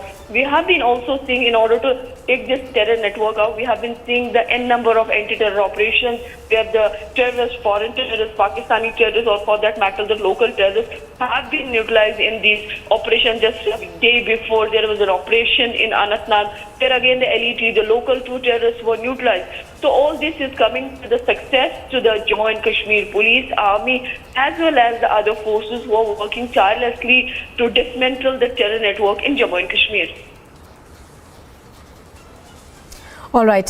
So as Zeenat is pointing out, these raids are being carried out in multiple locations in Shopian. There are also reports that are emanating from the Poonch district of Jammu, where raids are being conducted. These raids, of course, in connection with terror financing. Thank you very much, Zeenat, for joining us and bringing us all those details on this. Now, as Zeenat was pointing out, of course, the focus right now is on dismantling the terror network that has been operating in Jammu and Kashmir. So the NIA continuing with their raids in Rajouri as well as Shopian.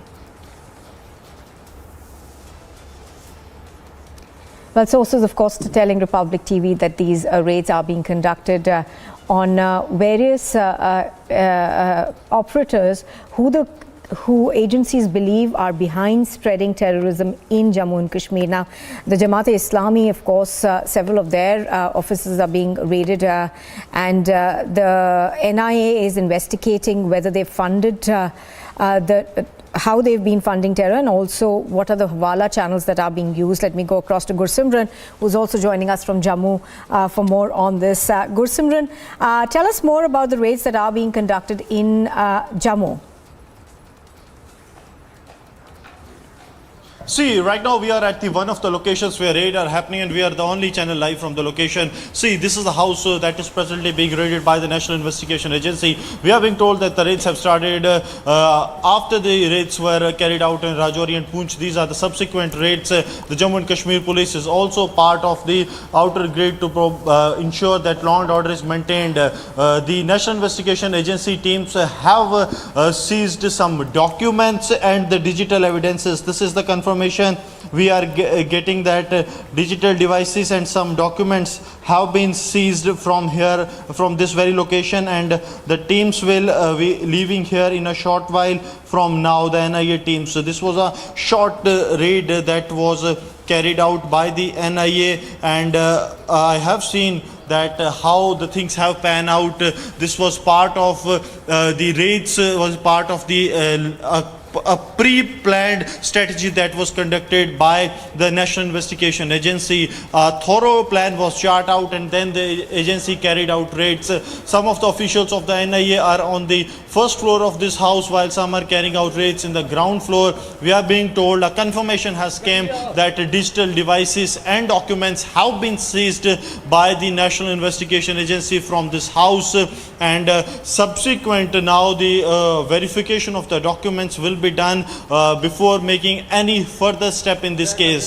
This entire case links to the funding of Jamaat-e-Islami, the banned outfit by the Union Home Ministry that was banned in 2019 February, and now more and more teams of the Jammu and Kashmir police, they are arriving here at the raid site. See, you can see that more and more troops, the additional reinforcement of the Jammu and Kashmir police is coming here as the teams of the NIA are set to leave this place. Some of the documents and digital devices have been seized. Important to mention that this case is linked to Al Huda Educational Trust, the CEO of which Mohammad Shamsi and one other, Dr. Fayaz, have been named in the FIR that was registered by the National Investigation Agency. This is the 7th case of National Investigation Agency Jammu Police Station that was registered in the month of September, and we were the only channel to have the exclusive details that how the money that was being sent via Hawala route was being used so as to ensure that the terror outfits can use this. See the teams of the NIA, they are leaving the spot. I'll request Gaurav to focus on the documents and the bags that the NIA teams are carrying. These raids, they are coming to an end, and NIA teams are leaving. This was a short raid that was conducted by the teams of NIA in connection with the 7th case of the NIA's Jammu police station that links to the terror funding for Jamaat-e-Islami by Al Huda Educational Trust, and the teams of the NIA are leaving. Mohammad Shamsi and Dr. Fayaz are the two names that were in the FIR, and now the teams of the NIA leaving the spot. See, other agencies as well, they were part of this these raids that were conducted by the NIA at the premises, at this very premises, and now the NIA teams are leaving the spot with some of the documents and the digital evidences. Important to mention that this was all part of the phased manner raids that were conducted by the National Investigation Agency, and Jammu and Kashmir Police is also part of these raids by the NIA. The officials of the Jammu and Kashmir Police were here since these subsequent raids have started. I request Gaurav to keep showing you the visuals as the teams of the National Investigation Agency leave from this very spot, and we have seen how the Jammu and Kashmir Police was part of these raids who were conducted by the these raids that were conducted by the NIA. Multiple locations are being raided by the National Investigation Agency, and now the teams of the Jammu and Kashmir Police, they are leaving this spot. I'll request Gaurav to keep showing you the visuals of the NIA teams that are carrying out the raids here.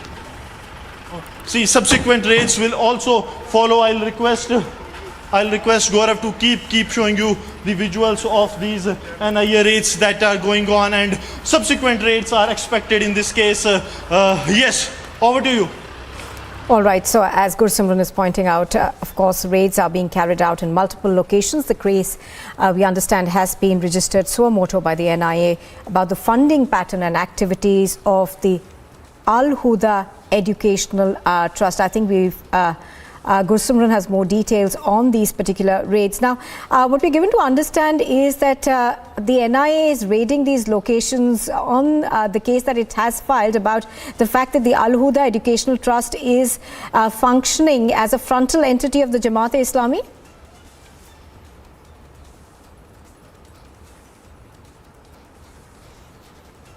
Agency is going to conduct multiple more raids in the Jammu city. We are going to track that as well. This is not the end of the raids. We are being told that subsequent locations will follow. See, since morning we have been saying that 16 locations are being raided and subsequent searches will follow, and we have got the confirmation from the NIA that subsequent raids are being followed from here. The NIA teams will move to other location, which we are going to track very soon, that the NIA teams have left from this spot, but they are going to other spots. This is corroboration of the details that have been shared and have been generated by the digital devices and the documents that have been seized by the NIA, and more locations will be raided very soon in Jammu city as well. All right, Gursimran reporting on that from Jammu. Thank you very much for bringing us those details. And here's a look at what else is making news this morning. Prime Minister Modi is scheduled to inaugurate the first phase of the 856 crore rupee Mahakaleshwar Temple Corridor Development Project in Ujjain in Madhya Pradesh. The project is to be named as Mahakal Lok. Samajwadi Party founder Mulayam Singh Yadav is to be cremated at Saifai, his native village at the district in Etawah in Uttar Pradesh. The BRS chief and Telangana Rashtriya Samiti and the Chief Minister of Telangana, K. Chandrasekhar Rao, is also likely to be present at the funeral. The Election Commission has allotted the flaming torch as the poll symbol to the Uddhav Thackeray faction of the Shiv Sena, with the party's name now being Shiv Sena Uddhav Balasaheb Thackeray. The Shinde faction, meanwhile, has been named the Balasahebchi Shiv Sena, with the EC has asked them to submit a fresh list of poll symbols. A court in Varanasi is likely to pronounce a verdict in connection with the Gyanvapi mosque case, with the court earlier having ordered a filmography of the mosque and carbon dating of the alleged shivling to be conducted. Union Home Minister Amit Shah is expected to visit Bihar, with the visit being his second one in 3 weeks. He's scheduled to hold a rally at the district of Saran in order to celebrate the birth anniversary of the socialist icon Jayaprakash Narayan. The Supreme Court is expected to hear a plea that's been filed by the Delhi Minister Satyendra Jain in connection with the Delhi High Court verdict dismissing his petition against a transfer of his money laundering case to another court. The Supreme Court is also likely to hear a plea that's been filed by the Enforcement Directorate challenging the Bombay High Court order granting bail to the former Maharashtra Home Minister Anil Deshmukh in a money laundering case. 3 minors are reported to be among 6 women, who were buried alive after a portion of a plaster collapsed on them near a mining area.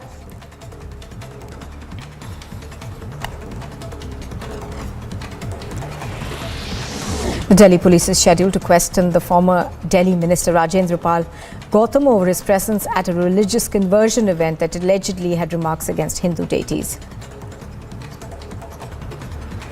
Sartan se juda slogans were allegedly heard in Amravati in Maharashtra during a procession on the occasion of Eid-e-Milad-un-Nabi. A case under sections of the Bombay Police Act have been registered.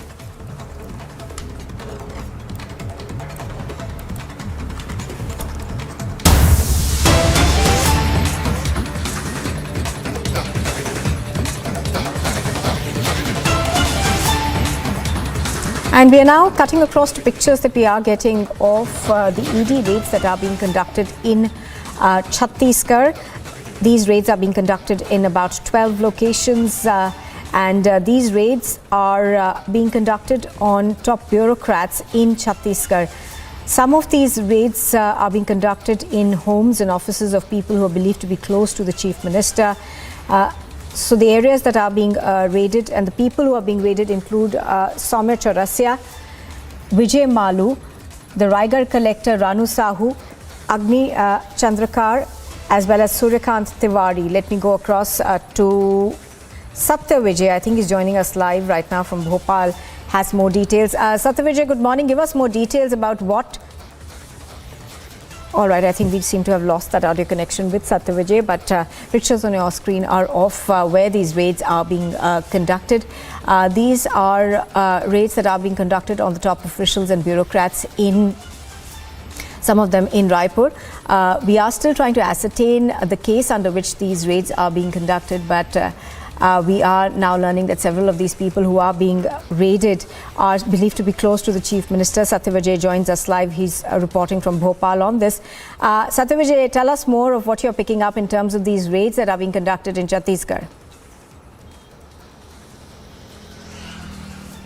जी हाँ, देखिए छत्तीसगढ़ में एक बार फिर ED ने छापामार कार्रवाई की है। ईडी की ये कार्रवाई जो है छत्तीसगढ़ के मुख्यमंत्री भूपेश बघेल के कई करीबियों के ठिकानों पर ये कार्रवाई की गई है। और मैं आपको बताना चाहूँगा कि छत्तीसगढ़ में जो दुर्ग में सौम्या चौरसिया हैं, इनके ठिकाने पर छापा है। रायगढ़ कलेक्टर रानू साहू के ठिकाने पर छापा है। Mining head IAS JP Maurya, इनके ठिकानों पर छापामार कार्रवाई की है। और इसके अलावा कई और ऐसे कारोबारी और रसूखदार लोग हैं जिनके ठिकानों पर ईडी ने रेड की है। साफ तौर पर ईडी को शिकायतें मिली थी कि इन्होंने पॉलिटिकल फंडिंग के साथ साथ आय से अधिक संपत्ति एकजुट कर रखी है और कहीं ना कहीं सरकार को फायदा पहुंचाने के लिए पैसे की अनियमितता की शिकायत थी, जिसके चलते ईडी ने ये रेड की है। इससे पहले भी 2 महीने पहले भी ईडी छत्तीसगढ़ के तमाम जो बड़े कारोबारी और रसूखदार लोग और अधिकारी उनके ठिकानों पर रेड कर चुकी है। और फिलहाल आज सुबह से ईडी की ये रेड जारी है, जिसमें कि कई ऐसे कारोबारी हैं, कई ऐसे अधिकारी हैं जिनके ठिकानों पर ये रेड की है। पॉलिटिकल फंडिंग समेत तमाम इन लोगों पर आरोप थे, जिसके चलते ईडी ने रेड की है। और 3 ऐसा बताया कि 3 IAS IPS अफसर हैं, एक SP हैं, एक माइनिंग हेड जो IAS JP मौर्य, इनके ठिकानों पर रेड की गई है। फिलहाल इनके ठिकानों से क्या मिला है ईडी को, इसका अभी पता सही नहीं लग पाई है, क्योंकि जो रेड है वो अभी जारी है। शाम तक और भी बड़े खुलासे इसमें हो सकते हैं, लेकिन इससे पहले भी कई बार इनके जो ठिकाने उन पर रेड हुई थी और छत्तीसगढ़ के मुख्यमंत्री भूपेश बघेल ने इसे पॉलिटिकल रेड का नाम दिया था। उनका कहना था कि दबाव में आकर जो केंद्रीय एजेंसियां हैं वो रेड करती हैं, लेकिन ईडी के पास पुख्ता सबूत हैं, पुख्ता उनके पास जानकारी है। उनको ये शिकायतें लगातार मिल रही हैं कि इन अधिकारियों के पास, इन कारोबारियों के पास आय से अधिक संपत्ति तो है ही, लेकिन इन्होंने कई तरह की फंडिंग के लिए भी अपने रसूख का, अपने रुतबे का, अपने पद का इस्तेमाल किया, जिसके चलते इनके ठिकानों पर ये रेड फिलहाल जारी है।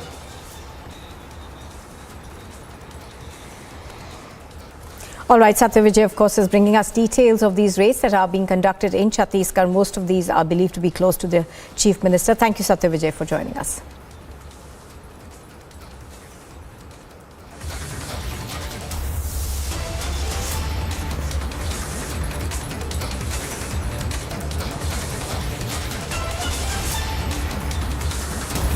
के बाद भी तमाम बड़ी खबरें रिपब्लिक टीवी पर दिखाते रहेंगे।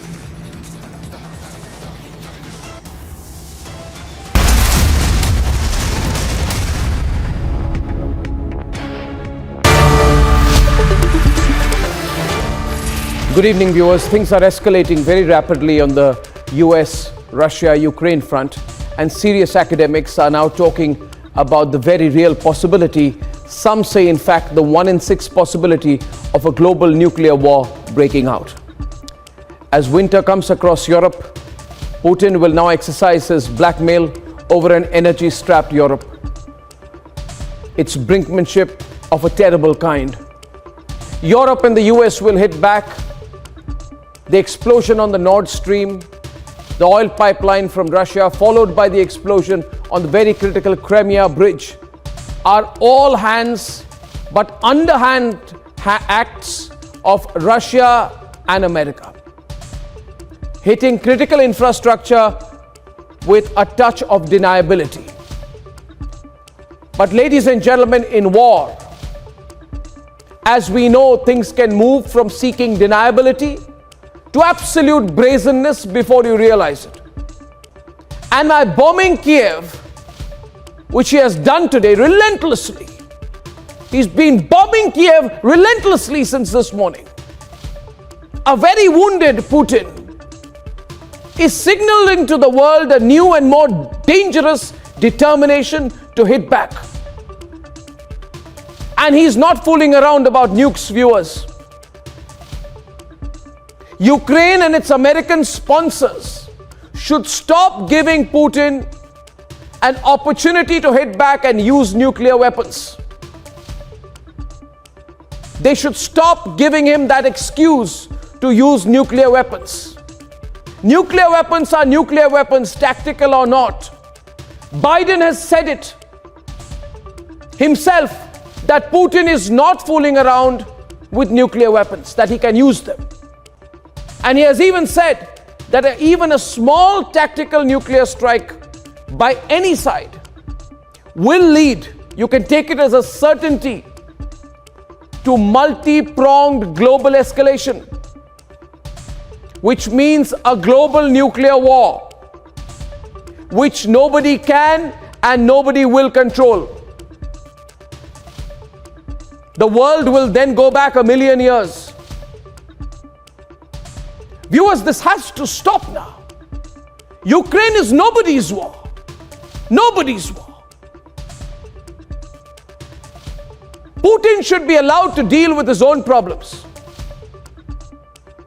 And I would even say that if he wants the face saver of an annexation, he should be allowed one. And then the world must move on. Putin, wounded and desperate to show victory, will drag the whole world, including all of us, to a nuclear conflict. But equally, Biden must now put the brakes on his war industry. A nuclear war is not a theoretical possibility that only some experts in geopolitics are doing long-term risk analysis about. A nuclear war is a very real short-term possibility. And that is why, given its growing significance, that is why it is my first debate tonight. Mission superpower is the ultimate goal. There's no stopping the India story.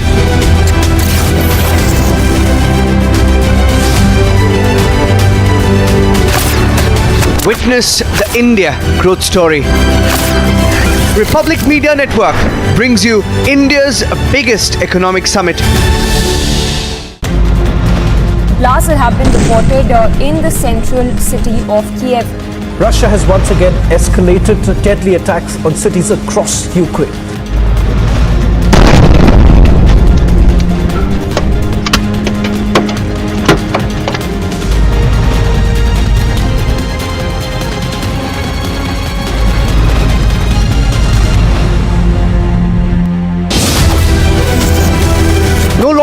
on the fence anymore.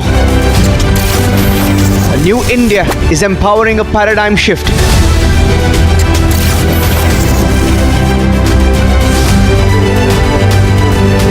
The mission now is global dominance. Republic Media Network brings you India's biggest economic summit.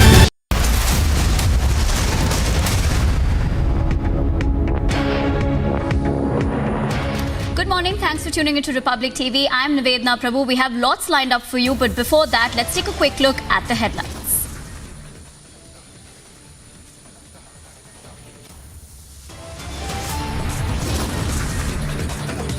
ED news tightens, raids on across 12 locations in Chhattisgarh. Sources suggest raids linked to Chief Minister Baghel.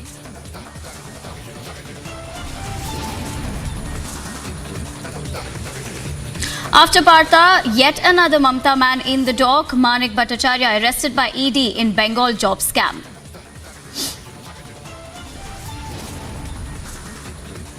Prime Minister Modi to launch the first phase of the Mahakaleshwar Temple Corridor project in Ujjain today.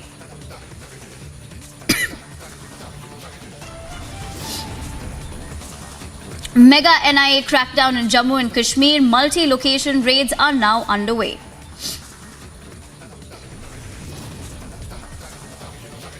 Varanasi court judgment on carbon dating likely. It's Shivling versus the fountain claim once again.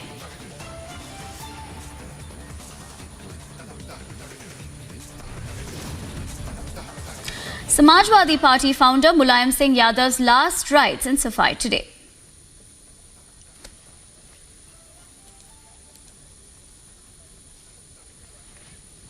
The Varanasi court will pronounce order in the Hindu side's plea seeking carbon dating of the Shivling found in the Gyanvapi mosque premises. While the Muslim side had opposed the sighting, the object was part of a fountain. Raki Singh, one of the plaintiffs in the Gyanvapi case, also objected to the carbon dating of the Shivling, expressing the apprehension that any scientific testing will damage it. So, in terms of the latest update coming in, that the Varanasi court will pronounce an order on the Hindu side's plea seeking carbon dating of the Shivling found in the Gyanvapi mosque premises. For more on this, we're joined in live by Piyush Mishra, who's joining us from Varanasi. Piyush, of course, in terms of the fact that the Varanasi court will pronounce the order on the Hindu side's plea today, what are the details that you're gathering in? So far, of course, we've seen a lot of developments coming in terms of this, of both the sides, having their own opinion or point of view of it. But what is the latest that you can tell us? Well, what we are now given to understand is that at around 2 p.m. today, the Varanasi court is going to pronounce its verdict. Remember that the Hindu side had demanded that carbon dating should be done of the Shivling, which is present inside the Gyanvapi complex. Last time during its hearing, the court had listed that it wants to hear to both the sides and then only it wants to go ahead with its verdict. So today it will also hear to the Muslim side, and then only after that it is going to pronounce the verdict at around 2 p.m. What we are also learning is that lawyers of both the sides, petitioners who have been part of this case, they will also be present when this verdict will be out. Why carbon dating is being demanded? Because Hindu side wants to ascertain the age and when the Shivling was erected there, and that is why they want that scientific investigation should take place. The lawyers of Hindu side have also told us that they would want to court to rule in their favor, because it has been a long pending demand where people have been feeling, in fact they have been telling to the people of Varanasi, have been since beginning saying that inside the Gyanvapi mosque it's not foundation but it's Shivling, and that is why they want that all the clarity should come out. And looking at that, today the court is going to announce its verdict at around 2 p.m. We'll have to wait and watch how the court is going to look into the entire arguments of both the side.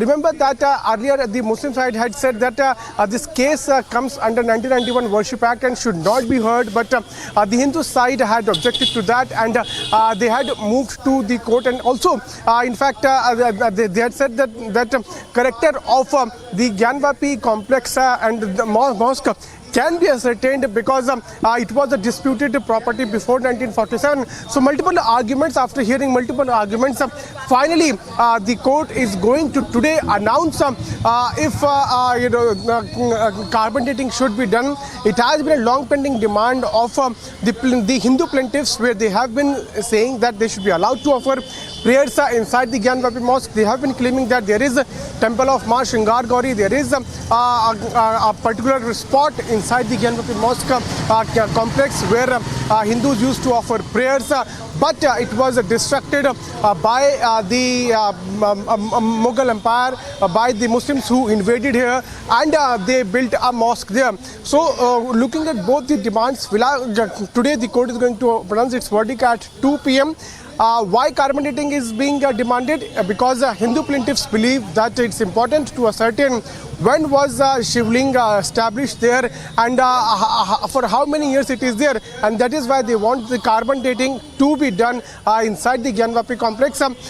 Before that, the security has also been beefed in and around Varanasi. Many important installations are there where police personnel have been deployed in large numbers. If the court gives a verdict in the favor of Hindu plaintiffs, then most likely the Hindu side is going to move ahead for carbon dating in coming few days itself, because they have been saying that their basic right of offering prayers inside the we will keep coming back to you in terms of this, but of course we'll have to wait and pan out what the verdict will be later today, like Piyush was pointing out, 2 p.m. But we have more breaking news coming in with the fact that we're getting in a big lead on the NIA raids in Jammu and Kashmir. Now, sources have informed Republic TV among the people whose places are being raided by the NIA include religious preacher of Darul Uloom Ramia in Bandipora, Maulana Reshmatullah Kazmi and Samam Ahmad Lone, professor at NIT in Srinagar. Now remember, since morning there have been raids that have been conducted by the NIA in 16 plus locations where seizures were also made. But the big lead that we're getting in right now is that among the people whose places are being raided by the NIA include religious preacher of Darul Uloom Ramia Bandipora.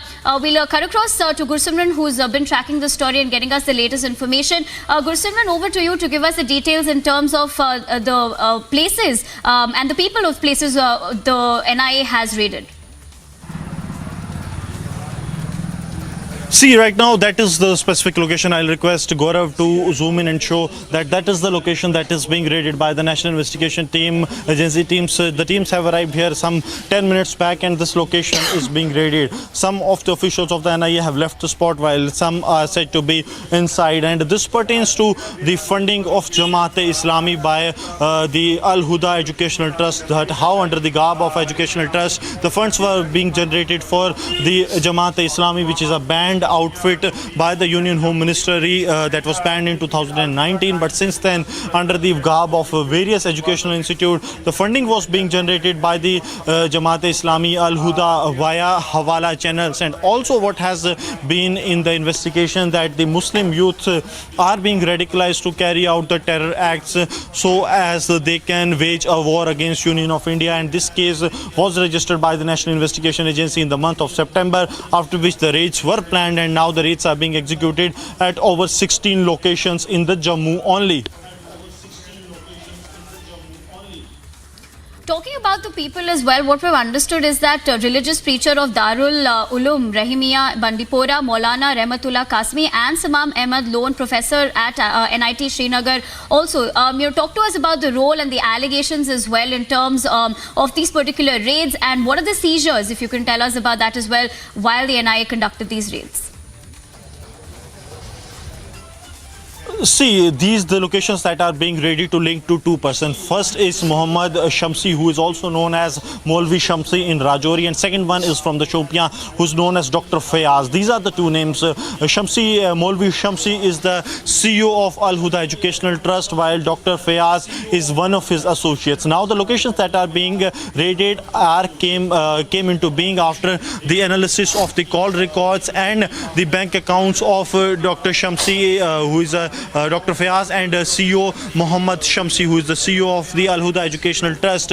And now their houses are being searched. We are getting the confirmation that 16 locations that have been raided by the National Investigation Agency also include the residence of Dr. Shamsi in the Chaudhry Nar area of Rajouri, the visuals of which are with Republic. And the second location that is being raided is the house and the shop of Dr. Fayaz in the Rajouri district.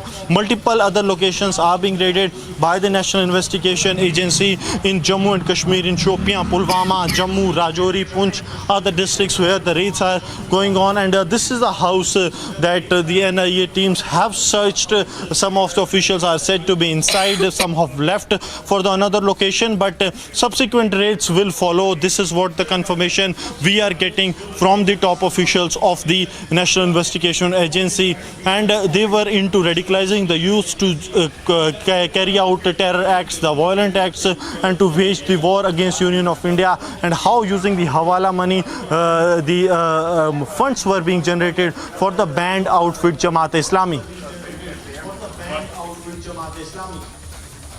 All right, thank you, Gursimran, for getting us those details. While Gursimran was pointing out the fact that NIA is conducting these raids in 16 plus locations, we will continue to track that story and get further details about it. But moving on to more breaking news that is coming in, we're getting in first visuals of ED searches in Chhattisgarh. Now, sources have informed that the searches are underway across 12 locations in the state. Now, the ED is carrying out searches in a money laundering case. Under scanner, what we're understanding so far are two bureaucrats, Ranu Sahu and her husband, JP Maurya, businessmen who are linked to mining.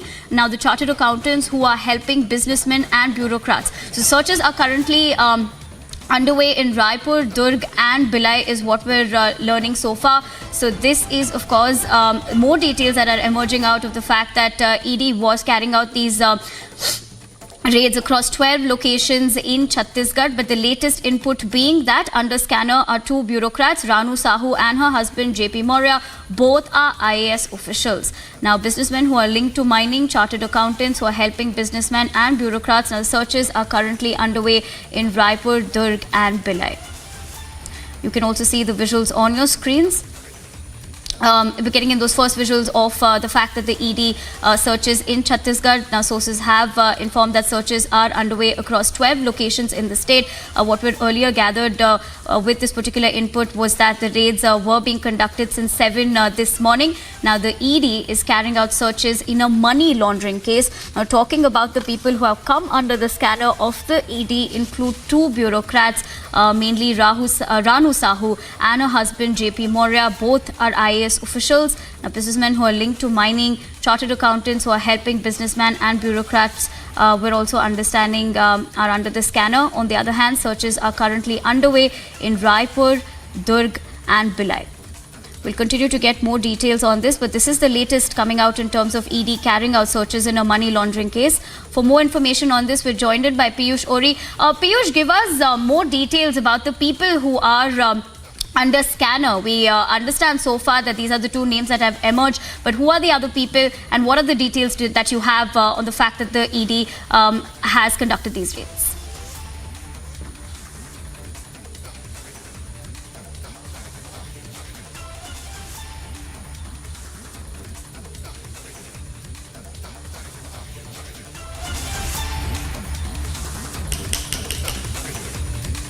All right, we'll try connecting with Piyush, but this is of course the latest that we're getting, the first visuals of the raids in Chhattisgarh.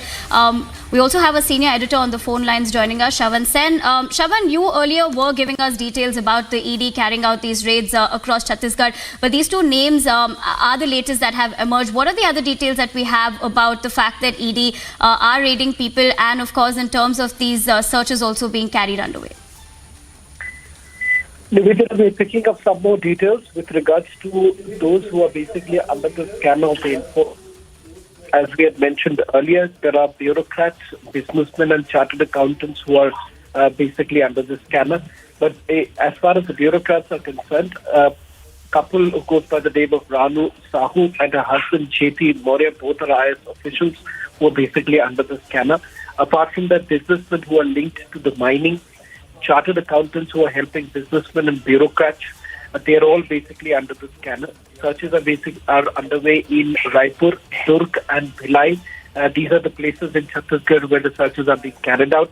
As of now, we are being told that 12 locations where these searches are being carried out, but the number could very well go up because it started around 7 o'clock this morning is what we are picking up. And as the day progresses, there is a possibility that the number of locations could very well go up. In terms of the specific case, as of now, we have been told that this is a money laundering case in which these searches are being carried out. Specifically with regards to the ECIR that has been registered, that is not known at this point in time, which is basically the FIR equivalent in this particular case. The contents of the ECIR is not known. We are trying to ascertain more details with regards to the specifics of the case under which these bureaucrats, businessmen, as well as chartered accountants are under the scan.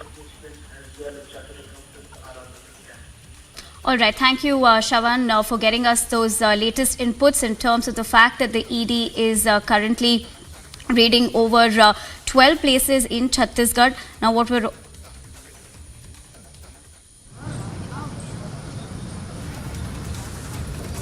It's a big day for the city of Ujjain as Prime Minister Narendra Modi will be inaugurating the Mahakal corridor today. We'll get you the mood of the people here. We'll get you all the preparations that's underway. But all of this right after a short break.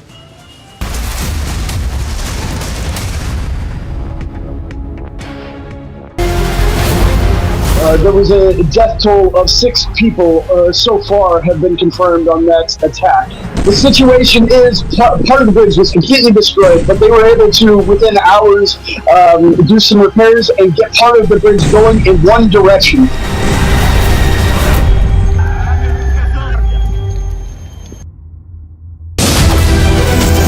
Time to once again action our destiny.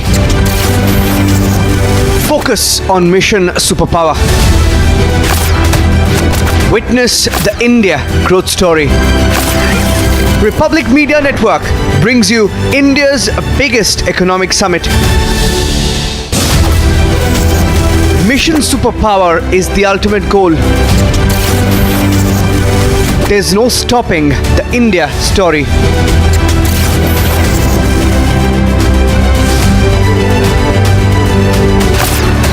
Witness the India growth story.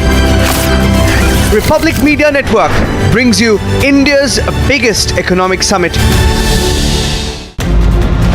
Blasts have been reported in the central city of Kiev.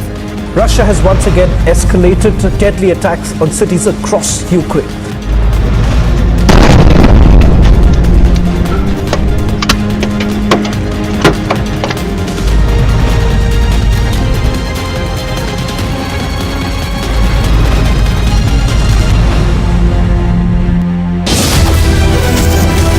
No longer on the fence anymore.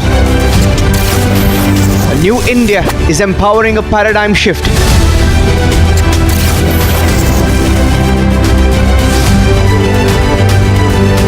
The mission now is global dominance. Republic Media Network brings you India's biggest economic summit. We are the 5th largest economy. We are the fastest growing economy. Last year, the Indian economy was all geared up. Now it's time to set the goal in sight. It's mission superpower.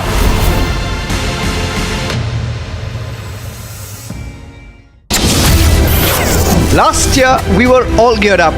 This network is proof that everything in India is greenfield. Is it time for the Republic Network to do a spectacular intervention in global digital news media or not? It's my passion project. So that is our consecration to making India a superpower. Now India has a clear goal, mission superpower. Witness the India growth story. Republic Media Network brings you India's biggest economic summit. We are the fastest growing economy. We have the potential to become a superpower. Last year, the economy was all geared up. Now it's time to set the goal in sight.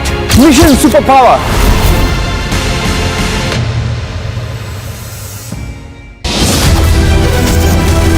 Steady amid recession. Steady amid inflation. Goal is global dominance. Witness the India growth story. Republic Media Network brings you India's biggest economic summit. Time to once again action our destiny. Focus on mission superpower.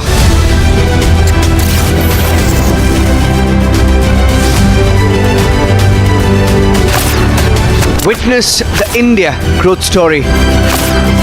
Republic Media Network brings you India's biggest economic summit. और ये जो नीच आपने कहा है उसके बारे में आप क्या बोलते? किसने क्या कहा, किसने क्या नहीं कहा, जनता ये कहती है कि 27 साल का हिसाब तो हमें वीडियो नहीं देखना है। सी का मतलब है क्लीन। जिस तरीके से बीजेपी के नेता केंद्र में बैठे हुए लोग जनता की जेबों को क्लीन कर रहे हैं, अपने उद्योगपति दोस्तों को 10 लाख करोड़ का कर्जा माफी कर रहे हैं, उसको सी बोलते हैं ना, clean.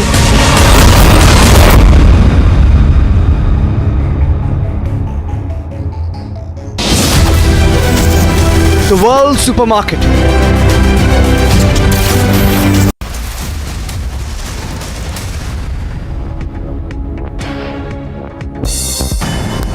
Here's also what's making news across the globe. The UN General Assembly had to change its topic of discussion over Moscow's most extensive missile strikes in months. The discussions came about in place of a possible demand to Russia's reversal of the referendum across 4 regions of Ukraine.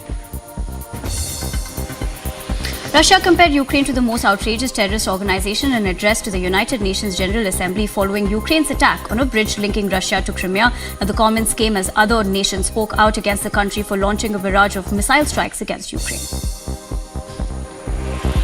US President Joe Biden returned to the White House afternoon following a weekend at his home in Delaware amid Russia's biggest attacks against Ukraine in months.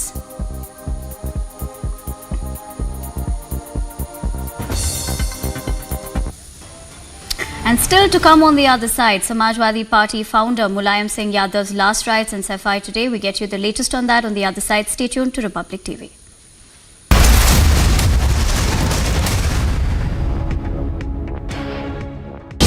In 2021, the Indian economy was all geared up. We are headed for greatness as a nation. We will be a superpower.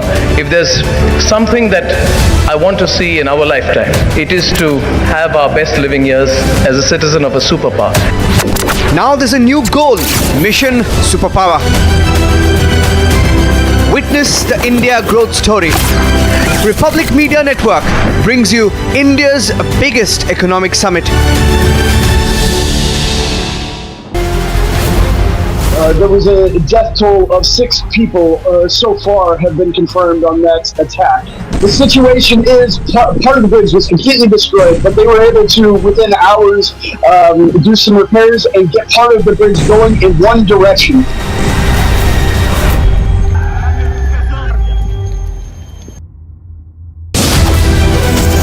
Time to once again action our destiny. Focus on mission superpower. Witness the India growth story. Republic Media Network brings you India's biggest economic summit. Mission superpower is the ultimate goal. There's no stopping the India story.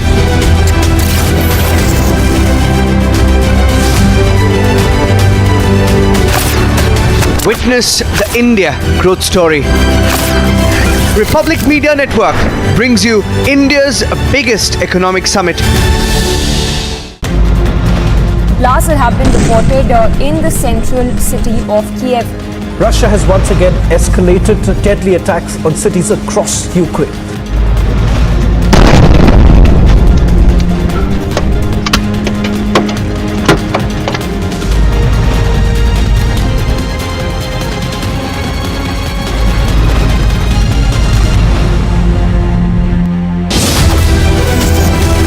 No longer on the fence anymore. A new India is empowering a paradigm shift.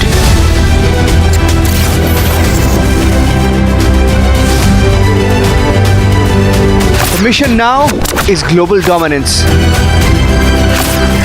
Republic Media Network brings you India's biggest economic summit.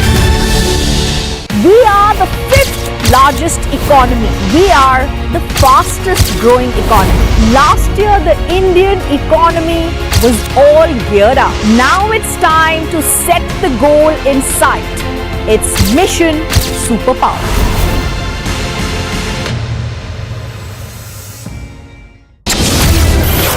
Last year, we were all geared up.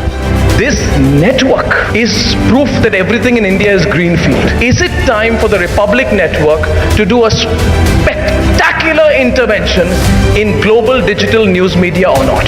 It's my passion project. So that is our consecration to making India a superpower. Now India has a clear goal, Mission Superpower. Witness the India growth story.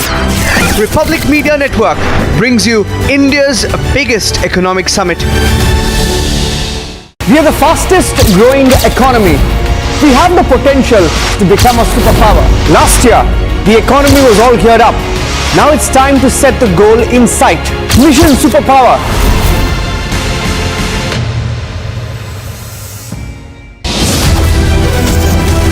Steady amid recession. Steady amid inflation. Goal is global dominance. Witness the India growth story. Republic Media Network brings you India's biggest economic summit. Time to once again action our destiny. Focus on Mission Superpower.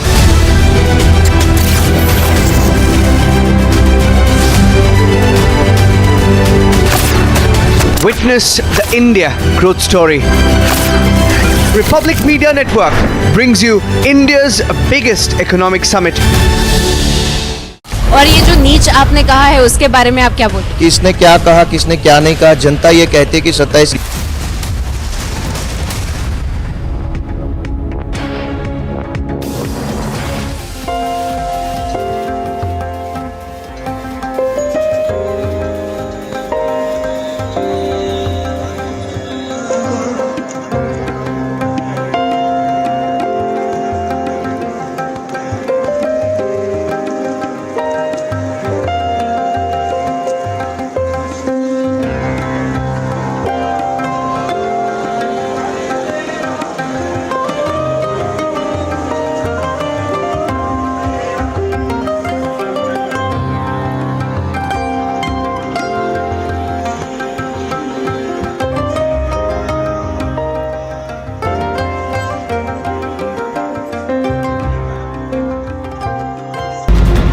An explosion caused the partial collapse of a bridge linking the Crimean Peninsula with Russia. Prime Minister Narendra Modi will declare Gujarat's Modera village as India's first solar-powered village. Open firing has been reported in the national capital, where the miscreants opened fire at a shop in Daryapur area.